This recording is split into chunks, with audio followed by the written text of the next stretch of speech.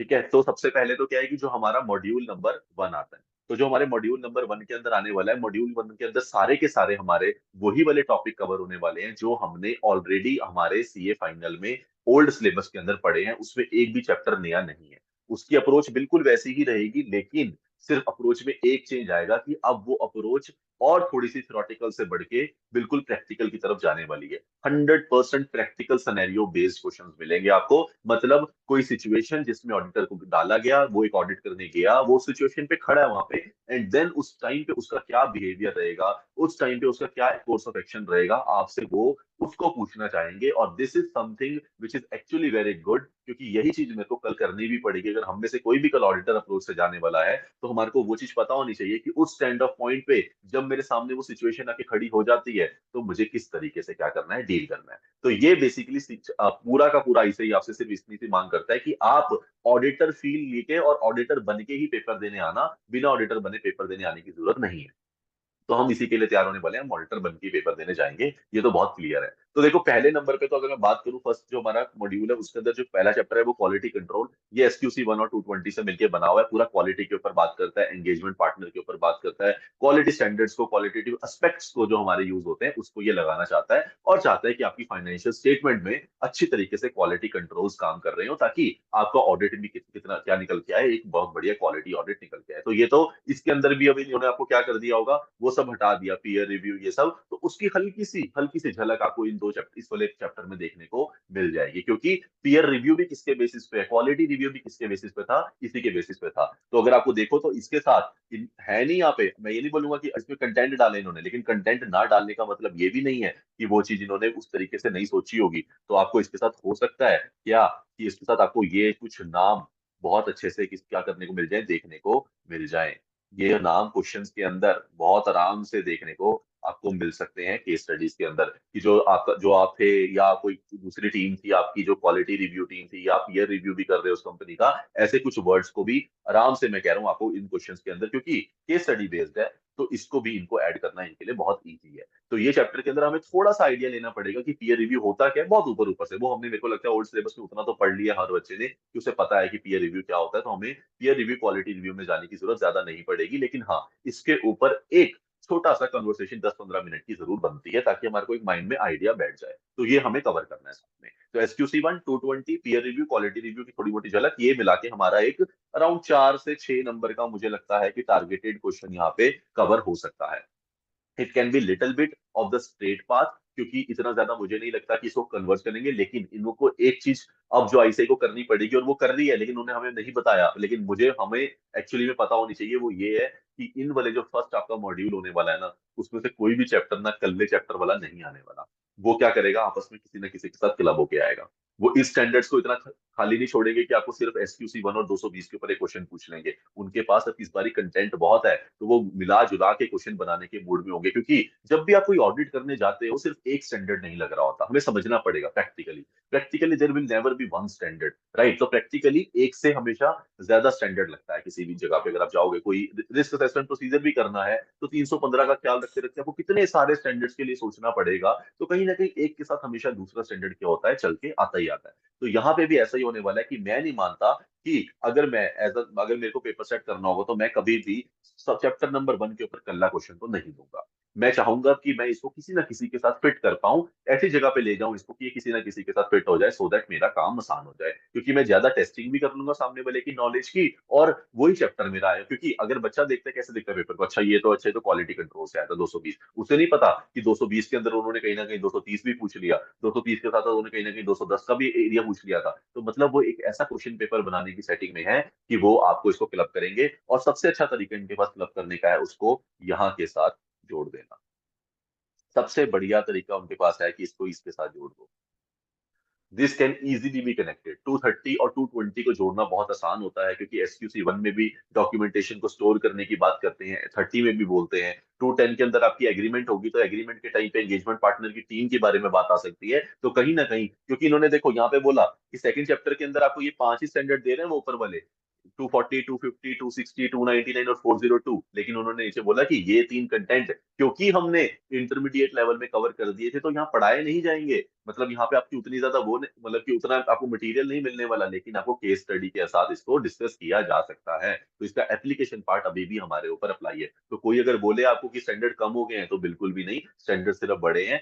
पहले वाले स्टैंडर्ड्स वैसे के वैसे ही हैं, उसमें कोई चेंज नहीं आया है। तो फर्स्ट ऑफ ऑल ठीक है, तो मुझे लगता है कि इसको इसके साथ कनेक्ट करना बहुत आसान है, इसके साथ क्लब करके क्वेश्चन बना। अब उनके पास है तीन चार स्टैंडर्ड और उसके साथ में पीयर रिव्यू, क्वालिटी रिव्यू। अब बनती है बात, अब आएगा मतलब मजा क्वेश्चन बनाने में, सेट करने वाले को, और फिर हमारे को मजा आएगा उस क्वेश्चन को आंसर करने में। तो ये मेरी तरफ से क्लबिंग होती है जो बहुत अच्छी क्लबिंग है। It can easily be targeted for 4 6 marks के आसपास की टारगेट होगी अगर ये इतना जाएंगे लेवल पे। चलिए, पहला डाउट, पहला क्वेश्चन हमारा हुआ क्लियर। अब आता है हमारा चैप्टर नंबर 2। चैप्टर नंबर 2 में इन्होंने अपने आप में इनफ 5 स्टैंडर्ड दिए हैं जो अपने आप में बहुत मटेरियल कवर करते हैं। मतलब अगर मैं 240 की बात करूं तो 240 तो अपने आप में बहुत ही बड़ा स्टैंडर्ड है। मतलब they have it has so many areas. और कहीं ना कहीं 240 ऑडिटर की रिस्पॉन्सिबिलिटी के लिए ऐसा एक एरिया है जिसके अंदर ऑडिटर को डिटेक्शन रिस्क की टेंशन रहती है। हमेशा वो सोचता रहता है यार, मतलब पक्का मैं ढूंढ लूंगा ना, फ्रॉड अगर हो रहा होगा मैं ढूंढ लूंगा ना, मैनेजमेंट ने मेरे साथ अगर कुछ किया होगा पकड़ लूंगा ना। मतलब उसे कहीं ना कहीं एक अंदर से वो बिलीव चाहिए होता है कि हाँ कहीं ना कहीं बस फ्रॉड ना निकल के आए, कोई एरर हो जाए कोई बात नहीं, फ्रॉड मेरे को पकड़ लेना, बस फ्रॉड नहीं होना चाहिए। तो ऐसे वाले केसेस के अंदर 240 के अंदर कंटेंट बहुत भर भर के हमारे पास मिलता है। फिर 250 के साथ उसको अटैच करना थोड़ा सा आसान है, 260 के साथ बहुत ही आसान है, पर 260 में मानता हूँ कि ये यहाँ की जगह आपका ऑडिट रिपोर्ट में होना चाहिए था, ऐसे 701 के साथ।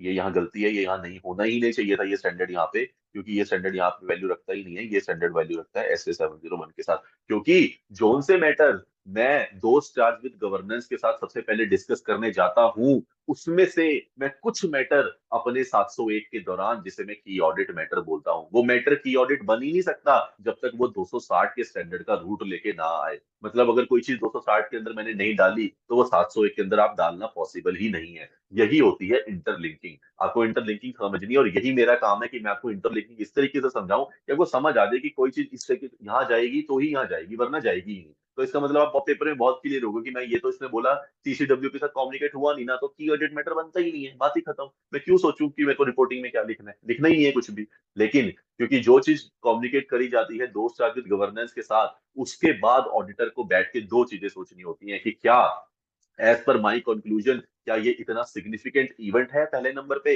या फिर वो इवेंट जो सिचुएशन घटी है घटना, वो क्या अपने आप में मोस्ट सिग्निफिकेंस है या नहीं है। तो एक तो मेरे लिए वो सिग्निफिकेंट ऑडिटर की अटेंशन मांगती हो। अगर ये वर्ड आपने नहीं लिखा, 701 लिखने की जरूरत ही नहीं है पेपर के अंदर, क्योंकि आपका आंसर, आपको नंबर मिलने ही नहीं वाले, बिल्कुल क्लियर है। दो वर्ड तो लिखने ही पड़ेंगे 701 जहां आ गया, सिग्निफिकेंट ऑडिटर अटेंशन। मेरी सिग्निफिकेंट अटेंशन मांगी तूने, ये टॉपिक तेरे को मैं मेरी टेंशन भी लिख, या फिर वो टॉपिक तो अपने आप में ही इतना ज्यादा हाईलाइटेड था कि मेरे को तेरे को टेंशन देनी पड़ी। जब ये दो एरियाज आप एक साथ मिल जाते हैं आपको, उन वाले मैटर्स में से जो आप TCWG के साथ बात कर रहे होते हो, जल्दी से उठाओ और की ऑडिट मैटर पैराग्राफ में डाल के फिट कर दो, क्योंकि यही वाले मैटर हैं जो आपके की ऑडिट मैटर पैराग्राफ में आते हैं। चलिए, तो हमारा 701 के साथ 260 चाहिए होगा। जब भी मेरे को लगता है जब 700 का स्टैंडर्ड का कोई क्वेश्चन आएगा, तब 260 प्लस 701 के साथ एक अच्छा क्वेश्चन पिक हो सकता है। अब जब आप इन दोनों को जोड़ोगे, क्योंकि 260 के अंदर जो बात हुई होगी, वो पक्का ऑडिटर ने ऐसे जाके TCWG से ये तो नहीं पूछने जाएगा और भाई क्या हाल चाल है तेरे, ये तो नहीं करने जाएगा। कोई ना कोई तो मैटर हुआ होगा, कुछ ना कुछ तो मैनेजमेंट के साथ घटा होगा। अगर कुछ भी मैनेजमेंट के साथ घटा है और वो तो डिस्कस करने गया है, इसका मतलब वो सिग्निफिकेंट ऑडिटर टेंशन वाली चीज होगी।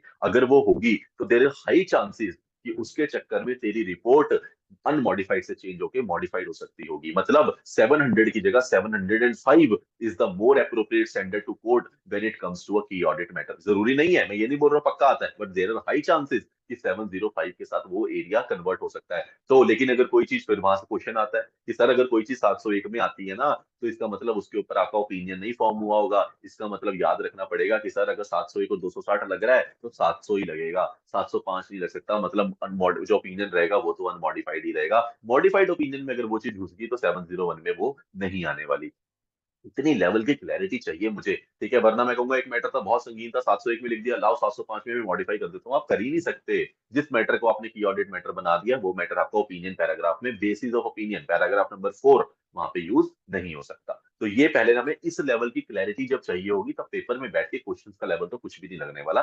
ट्रस्ट मी, ठीक है, वो बहुत सिंपल है। तो इसलिए टेंशन नहीं लेनी है, मैं खड़ा हूं, बस आपने मेरे पे भरोसा करना और ये बोलना है कि सर अब समझ आ रहा है, बस इतना बोलते जाना, बाकी मैं कराता जाऊंगा। ठीक है, चलो। अभी क्या है इसके अंदर हमारे पास जो मकसद है हमारा जानने का वो ये कि there are good enough 5 standards who can which can quote around 6 marks. तो अच्छे से 6 मार्क्स का क्वेश्चन इसके अंदर से किसी भी टॉपिक पे बनाना बहुत आसान है। आराम से 5 स्टैंडर्ड्स में से बन सकता है। अच्छे से पढ़ने भी पड़ेंगे, समझने भी पड़ेंगे, और अच्छा खासा जरूरी नहीं है कि सारे टारगेट हो। कोई 2 स्टैंडर्ड या 1 स्टैंडर्ड पे भी क्वेश्चन बनाना हो तो भी इनफ वैल्यूएबल स्टैंडर्ड है। 240 के ऊपर बनाना बहुत आसान है, बहुत कंटेंट है। 250 के अंदर कंटेंट कम है लेकिन अच्छा कंटेंट है, तो इसलिए क्वालिटी वाइज क्वेश्चन बनाना 250 से भी बहुत आसान है। 260 को अंदर मुझे नहीं लगता यहाँ पे आएगा, वो 701 के साथ आएगा, मैं उसे कंसीडर ही नहीं कर रहा हूँ। 299 अपने आप में बहुत अच्छा स्टैंडर्ड है, 3 बड़े बड़े बढ़िया क्वेश्चन आते हैं यहाँ से निकल के। और 402 भी अपने आप में कहीं ना कहीं बहुत ही कम यूज होने वाला लेकिन सर्विस ऑर्गेनाइजेशन के लिए पर्टिकुलर बनने वाला स्टैंडर्ड है, तो अपने आप में उसकी इंपॉर्टेंस बढ़ जाती है। बट इसके अंदर यूजुअली देखा जाता है तो सिर्फ एक ही क्वेश्चन आता है which is a repetitive nature. तो जरूरी नहीं है हर बार 402 टारगेट हो, अगर नहीं हुआ कुछ टाइम से तो there are high chances 402 target हो सकता है। तो ये बनता है मेरा चैप्टर नंबर 2 की कहानी, और ये हमने अभी खत्म कर ली। देखो आपके लोगों के क्वेश्चन होंगे, या तो हैंड रेस कर देना, नहीं तो मैं बीच में पॉज करके आप लोगों से पूछ लूंगा। तो आप लोगों को इस चीज पे ध्यान रखना है, जो यहाँ पे ये बोला हुआ है ये इसका मतलब ये नहीं है कि 200 नहीं आएगा, 210 नहीं आएगा, 230 नहीं आएगा। इन्होंने बोला हुआ है ये सब आएगा, लेकिन इसकी पढ़ाई इंटर में करा दी गई है हाई लेवल पे, इसलिए इंटर की बुक खोल के पढ़ लीजिए जिसको पढ़ना है, या तो अदरवाइज अगर आपने इसको केस स्टडी बेस समझ को कहीं भी चाहे तो टारगेट कर सकते हैं। इसके चांसेस कम हो जाए ऐसा बोल सकते हैं, क्योंकि बहुत कंटेंट पहले ही अवेलेबल है, तो बेसिक स्टैंडर्ड को छोड़ सकते हैं, लेकिन जरूरी नहीं है कि वो आएगा ही नहीं। तो मैं पहले क्लियर कर रहा हूँ कि आने के चांसेस पूरे पूरे हैं, बट हाँ थोड़े और स्टैंडर्ड से थोड़े से कम है। इस तरीके से इसको बोला जा सकता है बहुत आसानी से। फिर आता है एक ऐसा चैप्टर जिसने काफी सारे स्टैंडर्ड्स को ना इसने अलग अलग जगह से पिक एंड चूज करके ना, मतलब ट्राई किया कि मैं किसी इस तरीके से कुछ इनकॉर्पोरेट कर दूं कि बस कहानी जो मेरी ऊपर की हेडिंग है ना उससे बस मैच हो जाए। एक्चुअली देखा जाए तो कुछ खास मैच बैठता नहीं है, पर वो बिठाने की उन्होंने कोशिश बहुत करी कि ऑडिट की प्लानिंग, स्ट्रेटेजी और एग्जीक्यूशन करते करते मेरे जोन जोन से भी स्टैंडर्ड मेरे लगते हैं ना, मैं ट्राई करता हूँ कि वो स्टैंडर्ड्स को मैं मिक्स एंड मैच करके इस तरीके से बना दूं कि वो एक चैप्टर में फिट हो जाए। जबकि मुझे लगता है कि थोड़ी सी इनसे गड़बड़ी हो गई है, बट ठीक है, मान खुद हो जाती है, इतने सारे स्टैंडर्ड है, कहीं ना कहीं तो डालनी है, एक ही स्टैंडर्ड का टॉपिक तो बना नहीं सकते आप। तो यहाँ पे अब क्या है सर, यहाँ पे आता है ऑडिट प्लानिंग स्ट्रेटेजी एग्जीक्यूशन। बिल्कुल सब पहले जैसा है, ओल्ड सिलेबस जैसा है, कुछ नहीं बदल रहा। 300 के ऊपर क्वेश्चन आने के चांसेस बहुत कम होते हैं, इसलिए मैं ज्यादा कंसीडर नहीं करता। प्लानिंग आपको पता होनी चाहिए, ऑडिट प्लानिंग पहले ही टॉपिक का नाम है, और ये भी इन्होंने बोल दिया कि 300 आपको पढ़ना कहाँ पड़ेगा, इंटरमीडिएट लेवल पे जाके पढ़ना पड़ेगा। यहाँ पे सिर्फ केस स्टडी देखने को मिलेगी, वो भी केस स्टडी 300 पे नहीं आएगी, 300 का पार्ट यूज हो सकता है किसी केस स्टडी में। केस स्टडी तो पूरी की पूरी 2-3 स्टैंडर्ड्स को मिला के बनी होगी, पहले नंबर पे। दूसरा, सर ये 450 इसको मैं बताऊंगा ये अलग है, ये यहाँ होना ही नहीं चाहिए, इसकी कहानी अलग है थोड़ी सी। ये मेरे को बहुत अच्छा स्टैंडर्ड लगता है, मेरा बहुत पसंदीदा स्टैंडर्ड है। फिर आता है 520। 520 मुझे लगता है ठीक है, क्योंकि आप ऑडिट एविडेंसेस कलेक्ट करने के चक्कर में जाते हैं, तो इसके टॉपिक का नाम होना चाहिए। तो जो इन्होंने मेरी तरफ से बहुत अच्छा करा किस लेवल पे, इंटर लेवल पे, इंटर में इनको इन्होंने एक चैप्टर में डाला ऑडिट एविडेंस के नाम से। 520, 501, 500, मतलब यहाँ पे सेंस नहीं बनती कि इसको 520 को यहाँ लेके आने की, बट ठीक है। तो ऑडिट एनालिटिकल प्रोसीजर इसलिए डाला, मैं आपको थोड़ा सा हिंट दे देता हूँ। एक एक ना रिस्क असेसमेंट प्रोसीजर होता है, आप लोगों ने पढ़ा होगा। अभी मेरे वाले जो इंटर वाले बच्चे हैं उनको तो बहुत अच्छे से पता होगा, तुम लोगों को शायद ना पता हो कि रिस्क असेसमेंट प्रोसीजर ना ऑडिटर 2 जगह पे लगाता है, एक 300 के अंदर और एक 315 के अंदर।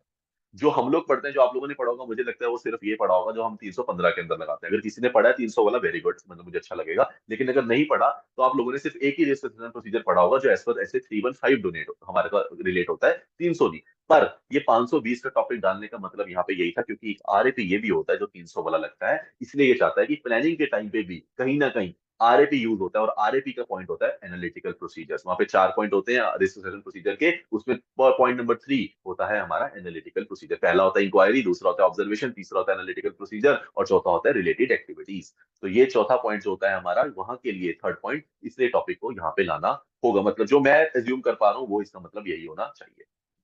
ठीक है, तो ये अच्छा स्टैंडर्ड है, पर छोटा स्टैंडर्ड है, बढ़िया मतलब अच्छा स्टैंडर्ड है, क्यूट सा। फिर 540 ऑलवेज, ठीक है, फेयर वैल्यू काउंटिंग एस्टीमेट हमेशा हर ऑडिटर को चाहिए ही चाहिए, it's a good standard, always up for it. और 610 और 620 इन्होंने यहाँ डाल दिए, जबकि मुझे लगता है कि ये टॉपिक बिल्कुल ही नीचे डाल देने चाहिए थे, जहां इन्होंने कंपोनेंट ऑडिटर्स की बात करी, लेकिन इन्होंने इसको यहाँ डाल दिया। तो मैं अगर आपको बात करूँ ना, तो मैं इन दोनों को भी टारगेट नहीं करूंगा यहाँ से, और मैं इसको टारगेट कर सकता हूँ हमेशा यहाँ से, इसको टारगेट कर सकता हूँ, इसको भी, पर मैं 450 को यहाँ से टारगेट नहीं करूंगा। तो मेरे को लगता है इस टॉपिक में से शायद हो सकता है क्वेश्चन आए ही ना। क्यों? मतलब ये क्या, ये स्टैंडर्ड यूज नहीं होंगे सर, आप ये बोल रहे हो? नहीं, मैं ये नहीं बोल रहा हूँ, स्टैंडर्ड यूज होंगे, बिल्कुल होंगे। मैं ये बोल रहा हूँ कि ये वाले जो स्टैंडर्ड आपको लगता है वो यूज होने वाले हैं, वो स्टैंडर्ड मुझे लगता है कि क्लब्ड होके और किसी स्टैंडर्ड्स के चैप्टर्स के साथ जाके मिल जाएंगे। जैसे कि एग्जाम्पल, एग्जाम्पल सर ये है, एस से 315 प्लस एस से 330, ये जाके बनता है SA 450। सिंपल सी थ्योरी है ऑडिट की। अब मुझे बताओ 450 यहाँ पे डाला हुआ है, 330 की तो कहानी नहीं शुरू करी, वो आ गया ये। और 315 बोला कि आप वो वाले नोट वाले चैप्टर में डाल दो जिसे बोला इंटरमीडिएट लेवल पे कर देना जाके। मतलब आपने उसको इतना दूर दूर कर दिया, लेकिन पेपर के लिए आपको इनको क्लब करे बिना बना ही नहीं सकते, क्योंकि किसी भी चीज का अगर आप रिस्पॉन्स मांगोगे तो उसको रिस्पॉन्स को जनरेट करने के लिए, क्योंकि 330 क्या बोलता है, रिस्पॉन्स टू असेस रिस्क। इस किसी का रिस्पॉन्स चाहिए तो पहले 315 तो लगाना पड़ेगा ना भाई। रिस्पॉन्स दूंगा कैसे, 315 लगाए बिना 330 कैसे करूंगा? इनहेरेंट रिस्क कहां से लेके आऊंगा, कंट्रोल रिस्क कहां से लेके आऊंगा, डिटेक्शन रिस्क कहां से लेके आऊंगा, कहीं से तो लेके आऊंगा, फिर ही तो रिस्पॉन्स दूंगा। तो 315 तो चाहिए ही चाहिए, इसलिए आप इसको तो बाहर निकाल नहीं सकते ऑडिट से कभी भी, ये तो क्लियर है। उसके बाद हाँ, मटीरियलिटी यूज होनी है नहीं होनी, कैन बी क्वेश्चन की, हाँ आएगा क्वेश्चन में तो करेंगे, नहीं आएगा तो नहीं भी करेंगे, मतलब इसको छोड़ा जा सकता है फॉर हेयर। ये किसके लिए इंपॉर्टेंट है, इंटर के लिए इंपॉर्टेंट है। 330 लगाना है। और जब ये दोनों लगा लिए तो भाई जो स्टेटमेंट्स आप निकाल के लेके आते हो, जिसे हम दो स्टेटमेंट्स में बोलते हैं, इन दोनों से क्या निकल के आती है, एक IM और एक UM। दो तो निकल के आती है चीजें। एक होती है हमारी आइडेंटिफाइड मिसस्टेटमेंट्स जिसे हम बोलते हैं IM, एक होती है हमारी UM जिसे बोलते हैं अनकरेक्टेड मिसस्टेटमेंट्स। जब ये दोनों मिसस्टेटमेंट्स आप निकालते हो, पूरे पूरे के पूरे दोनों स्टैंडर्ड, मतलब दोनों के चार स्टैंडर्ड, 300, 315, 320, 330, ये चारों मिलके इन दो चीजों को ढूंढने का काम करते हैं। अब आप इन दोनों को ढूंढने के बाद ले भी आए, इसके बाद आप बोल रहे हो कि इसको लेके क्या करूं, बैठ जाऊं? मतलब मैं आर्टिकल हूं, मैंने बोला सर मैंने ढूंढ ली, आइडेंटिफाइड मिसस्टेटमेंट ले आई, ये एक आइडेंटिफाइड मिसस्टेटमेंट, अब क्या? तो सोचो, प्रैक्टिकली सोचो कि उसके बाद आप आर्टिकल को बताओ तो करना क्या है। वो कहेगा सर अब क्या करूं, कहेगा आपको नहीं पता क्या करना है, कहेगा नहीं सर मैंने तो 450 पढ़ा ही नहीं था, मेरे को पढ़ाया नहीं गया था, हमारा तो पता नहीं कोने में बड़ा होता था ये स्टैंडर्ड, कभी वैल्यू ही नहीं करी स्टैंडर्ड की हमने। उसने बोला क्या फायदा हुआ तुम्हारा फिर ऑडिट करने का, भाई अगर तुम यहाँ से ये निकाल के लाए हो तो इसको डालो ना इसके अंदर। जो तुम स्टेटमेंट निकाल के लाते हो उसकी इवेल्युएशन करना ही तो हमारा काम है, कि वो अभी तो तुमने ढूंढी है स्टेटमेंट, अब वो स्टेटमेंट को बनने में जहां से पास होके जाना पड़ेगा वो 450 है, तो आपको पहले इसको 450 में घुसाना पड़ेगा, और वहां का जो रिजल्ट निकल के आएगा वो बनेगा आपका मटीरियल मिसस्टेटमेंट, जो हम नाम पढ़ते हैं। पहले तो ये मिसस्टेटमेंट है कि वो मिसस्टेटमेंट बनी है, अभी तो पैदा हुई है वो मिसस्टेटमेंट। उसको आपको डाल के इवेल्युएट करके बड़ा करने के बाद आपको पता चलेगा कि हाँ ये मटेरियल मिसस्टेटमेंट बनी है या मटेरियल मिसस्टेटमेंट नहीं बनी है, और फिर आप इसको लेके जाओगे ऐसे 700 की सीरीज में, जिसके बेसिस पे आप अपना ओपिनियन फॉर्म करते हो। तो ये इस तरीके से कहानी चलती है हमारे ऑडिट की। तो 450, 315 प्लस 330 के बिना अधूरा है, तो इसको मेरे को लगता है क्वेश्चन बनाना होगा तो इन वाले टारगेट के साथ इसको जाना चाहिए, वो ज्यादा अच्छा क्वेश्चन बनेगा और बेटर क्वेश्चन बनेगा। ठीक है, और उसी तरीके से अगर आप पूछे किसी बंदे से तो उसके एक्सप्लेनेशन आपको ये भी समझ आएगा उसे, उसका आंसर से, कि हाँ इस बच्चे को नॉलेज है या नहीं है। तो ICI अगर आप मेरी बात सुन रहे हो तो प्लीज इसको फॉलो करना, ऐसा ही आपको क्वेश्चन बनाना चाहिए। चलिए, तुम्हारे लिए मैंने रिक्वेस्ट कर दी है, बाकी खुदा ना खास्ता है सुन ले कोई तो मजेदार 6 नंबर मिल जाएंगे हमें। चलिए, 450 कवर है, उसके बाद 520 नॉर्मल है, ऑडिट एविडेंस पढ़ते पढ़ते खत्म कर लेंगे, छोटा सा स्टैंडर्ड है। 540 अपने आप में अलग ही स्टैंडर्ड है। ठीक है, मैं सारे क्वेश्चन लूंगा, इसलिए मैं अभी क्वेश्चन के ऊपर नहीं जा रहा हूँ, प्लीज आप लिख के छोड़ दीजिए, मैं अवॉइड नहीं कर रहा हूँ क्वेश्चन, अभी आया मेरे पास क्वेश्चन, बट मैं एक बार क्लियर कर लूँ ये वाला टॉपिक, उसके बाद I will take each and every question of you. ठीक है, चलो 540, उसके बाद 610 और 620, 610 और 620 इजी स्टैंडर्ड होते हैं, इसको हम एक साथ पढ़ते हैं। याद रखने का तरीका सिंपल है, 610 में 1 आता है इसलिए इसे इंटरनल ऑडिटर इंटरनल वाला बोलते हैं, 620 में कुछ नहीं आता इसलिए एक्सपर्ट बोलते हैं, 600 के अंदर O आता है इसलिए इसे अदर ऑडिटर या नदर ऑडिटर बोलते हैं। तो जिसको ना पता हो उसको इस तरीके से याद करना आसान हो जाएगा, याद हो तो अच्छी बात है ये। ठीक है, तो मैं थोड़ा जहां पे मेरे को लगता है कि वो अभी इस वाले सेशन का वो नहीं है, मतलब कंटेंट नहीं है, मैं उसको थोड़ा तेज निकाल रहा हूँ, बिकॉज मेरा सेशन वरना बहुत लंबा हो जाएगा। ठीक है, इसका मकसद जो है उसको नहीं भूलेंगे। चलिए, उसके बाद थोड़ा सा आगे बढ़ते हैं, थोड़ा भागते हैं, क्या मटेरियलिटी वाला चैप्टर हमारा वही रिस्क असेसमेंट, इसके अंदर पूरा का पूरा 315 लगता है अच्छे से, 330 लगता है पूरा, तो ये चैप्टर पूरा का पूरा 315, 330, 450 से मिलके बनता है। और क्योंकि इस चैप्टर के अंदर इन्होंने इसको अलग से बनाने का रीजन सबसे बड़ा ये था कि ये आपसे इंटरनल कंट्रोल पूरा समझना चाहते हैं। रिस्क बेस्ड ऑडिट और RAP, दो RAP यूज होते हैं पूरे ऑडिट में, एक बोलते हैं रिस्क असेसमेंट प्रोसेस, एक होता है रिस्क असेसमेंट प्रोसीजर। तो प्रोसीजर तो हमने पढ़ लिया 315 वाला, एक आता है रिस्क असेसमेंट प्रोसेस, जो प्रोसेस हमारे इंटरनल कंट्रोल्स के लिए डिजाइन किया जाता है, identifying and assessing the risk of internal controls, उसके लिए भी हमारा क्या यूज होता है, रिस्क असेसमेंट प्रोसेस यूज होता है। तो उस प्रोसेस के लिए जानना चाहता है आपसे इंटरनल कंट्रोल की सारी कहानी। इसके अंदर क्या अच्छी चीज है पता है, एक कि ये अगर आएगा ना तो डायरेक्ट क्वेश्चन आएगा, बस इसका एक प्लस है। और दूसरा प्लस, ये MCQ में टारगेट करना बहुत आसान है। इस वाले चैप्टर की, इस वाले पॉइंट की, ये दो एरियाज इनके लिए आईसीआई के लिए, देखो मैं आईसीआई की पर्सपेक्टिव से सोचता हूँ क्योंकि उन्होंने पेपर सेट करना है। उनके पर्सपेक्टिव से सबसे अच्छी चीज क्या है कि यहाँ पे एक तो डायरेक्ट क्वेश्चन आएगा इसके अंदर से, अगर आएगा तो उन्होंने जब बीच में कोई डायरेक्ट क्वेश्चन डालना होगा उनके पास एक चैप्टर अवेलेबल है। दूसरा, उन्होंने एमसीक्यू को थोड़ा सा भी टेक्निकल करना है तो इस वाले एरिया में कंपोनेंट्स हो गया, वीकनेस होगी, इतने छोटे छोटे एरियाज हैं, 7 7 8 8 पॉइंट्स हैं और एक दूसरे से बहुत मिलते जुलते हैं, तो वहां पे उस आंसर्स को एमसीक्यू फॉर्म्स में लेके आना थोड़ा सा आसान है। तो ये क्वेश्चन को, ये वाला फॉर्म देनी ज्यादा इजी है as compare to any other standard. वो तो उन्हें बनानी पड़ेगी खुद से, ये बनी बनाई उनको मिल जाएगी, तो यहाँ पे उनका थोड़ा सा काम बचता है। 265, क्योंकि ऊपर इंटरनल कंट्रोल था तो एक स्टैंडर्ड तो डालना ही था, तो 265 ही एक स्टैंडर्ड है बस, जो हमारे इंटरनल कंट्रोल की डेफिशिएंसीज किसको बताता है, हमारे टीसीडब्ल्यूजी को बताता है। और इसमें भी हम किसकी रिपोर्ट यूज करते हैं, इंटरनल ऑडिटर की रिपोर्ट ही मैक्सिमम टाइम्स यूज कर लेते हैं। तो ये हमारा स्टैंडर्ड पूरा का पूरा है। इस स्टैंडर्ड में से मुझे लगता है अच्छा 6 मार्क्स का क्वेश्चन बन सकता है। हाँ, आप लोगों के लिए एक बेनिफिट जरूर है कि इसके अंदर आपको क्या मिल जाएगा, डायरेक्ट क्वेश्चन मिल जाएगा। जो मैंने साइड में नंबर लिखे हुए ना चार, ये स्टैंडर्ड है कि उसमें कितने स्टैंडर्ड कवर हो रहे हैं उस वाले चैप्टर के अंदर। तो इस स्टैंडर्ड के अंदर चार चार स्टैंडर्ड कवर हो रहे थे इस चैप्टर के अंदर, इसलिए 4 था वहां पे। चलिए, फिर आता है ऑडिट एविडेंस। अब मेरी तरफ से इसी चैप्टर के अंदर 520 होना चाहिए था वैसे तो, मतलब अगर सही तरीके से दिया जाता तो, पर नहीं है, चलो कोई बात नहीं। पर यहाँ पे कौन से है, पूरी 500 की सीरीज है एक्सेप्ट तीन जो नीचे उन्होंने दे दिए। तो 5 और 6 चैप्टर अपने आप में पूरा 500 की सीरीज होल्ड करता है, 500 से लेके 580 तक ये सब कुछ यहाँ पे आ जाता है। और यही चैप्टर पूरा का पूरा सेम टू सेम किसमें है, हमारा इंटर में है।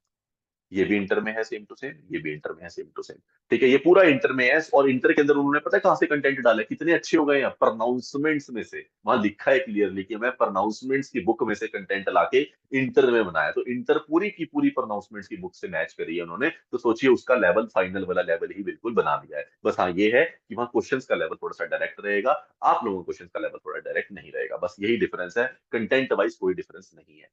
चलिए, ये दो मैं ऊपर वाले छोड़ रहा हूँ, उसमें कुछ नहीं है, 500 की सीरीज है पूरी। फिर आता है हमारा रिपोर्टिंग। हाँ, इसके अंदर से अगर बात करें कि सर क्या बनना चाहिए, अगर हम ऐसे की बात करें तो मैं आपको बता देता हूँ। तो मैं आपको ये बताना चाहूंगा कि 700 के अंदर एक पैरा होता है जिसे हम बोलते हैं वर्ग पैरा। सबको पता होना चाहिए, नहीं पता तो पता कर लेना। Material uncertainty related to going concern, ये एक पैराग्राफ होता है यहाँ, और ये 570 आपस में मिलने चाहिए। अगर आपको केस स्टडी बनानी है तो 570 को आपको 700 के साथ जोड़ना पड़ेगा। तो इसलिए मैं इस चैप्टर में से इस स्टैंडर्ड को तो काट देता हूँ, यहाँ नहीं आएगा ये स्टैंडर्ड कभी भी। अब क्या आएगा, इसलिए एक चीज बहुत अच्छी हो जाती है कि 500, इस वाले चैप्टर में से एक बात पक्की है, जो बच्चा समझ रहा है ना, नंबर वाइज खेल रहा है, उसे एक चीज बहुत अच्छे से समझ आ जाएगी मेरे वाली कहानी से, कि बस इन दोनों को मिला के एक केस स्टडी बनेगी 6 मार्क्स की। इजी इजी फेच मार्क्स है ये, बहुत इजी।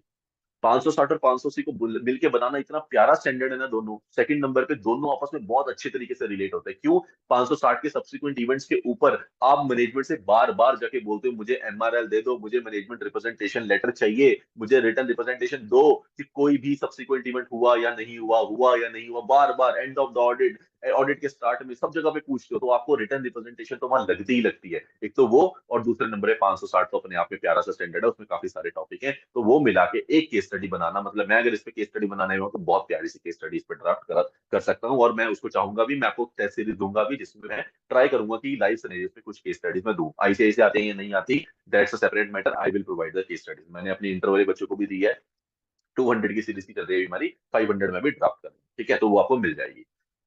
तो यहाँ पे तो इसलिए 6 चैप्टर से अच्छी चीज क्या है, सिर्फ दो स्टैंडर्ड पढ़ने हैं, and there are high chances कि हम उसमें से 6 मार्क्स ले सकते हैं। इस वाले में प्रॉब्लम क्या है, इसमें स्टैंडर्ड बहुत ज्यादा है, मार्क्स का कंटेंट मुझे अभी भी लगता है 6 से 8 मार्क्स का ही होने वाला है, क्योंकि ये स्टैंडर्ड आपके बहुत बार आ चुके हैं, मुझे नहीं लगता बहुत ज्यादा इसकी होगी। अगर आएगा भी तो मेरी तरफ से दो मेरे फेवरेट है, 501 और 510। मैं इन दोनों को टारगेट करना चाहूंगा क्योंकि ये दोनों स्टैंडर्ड अपने आप में एक पर्टिकुलर असेसमेंट के ऊपर बिलोंग करते हैं, और जिसे बोलते हैं ओपनिंग बैलेंसेस और अपना इन्वेंटरी, जो कुछ अच्छे एरियाज हैं जिनको हमें टेस्ट कर देना चाहिए बच्चों के लिए। ठीक है, तो ये मुझे लगता है हमारा अभी तक का 6 तक का खर्चा चिट्ठा पूरा जितना भी था।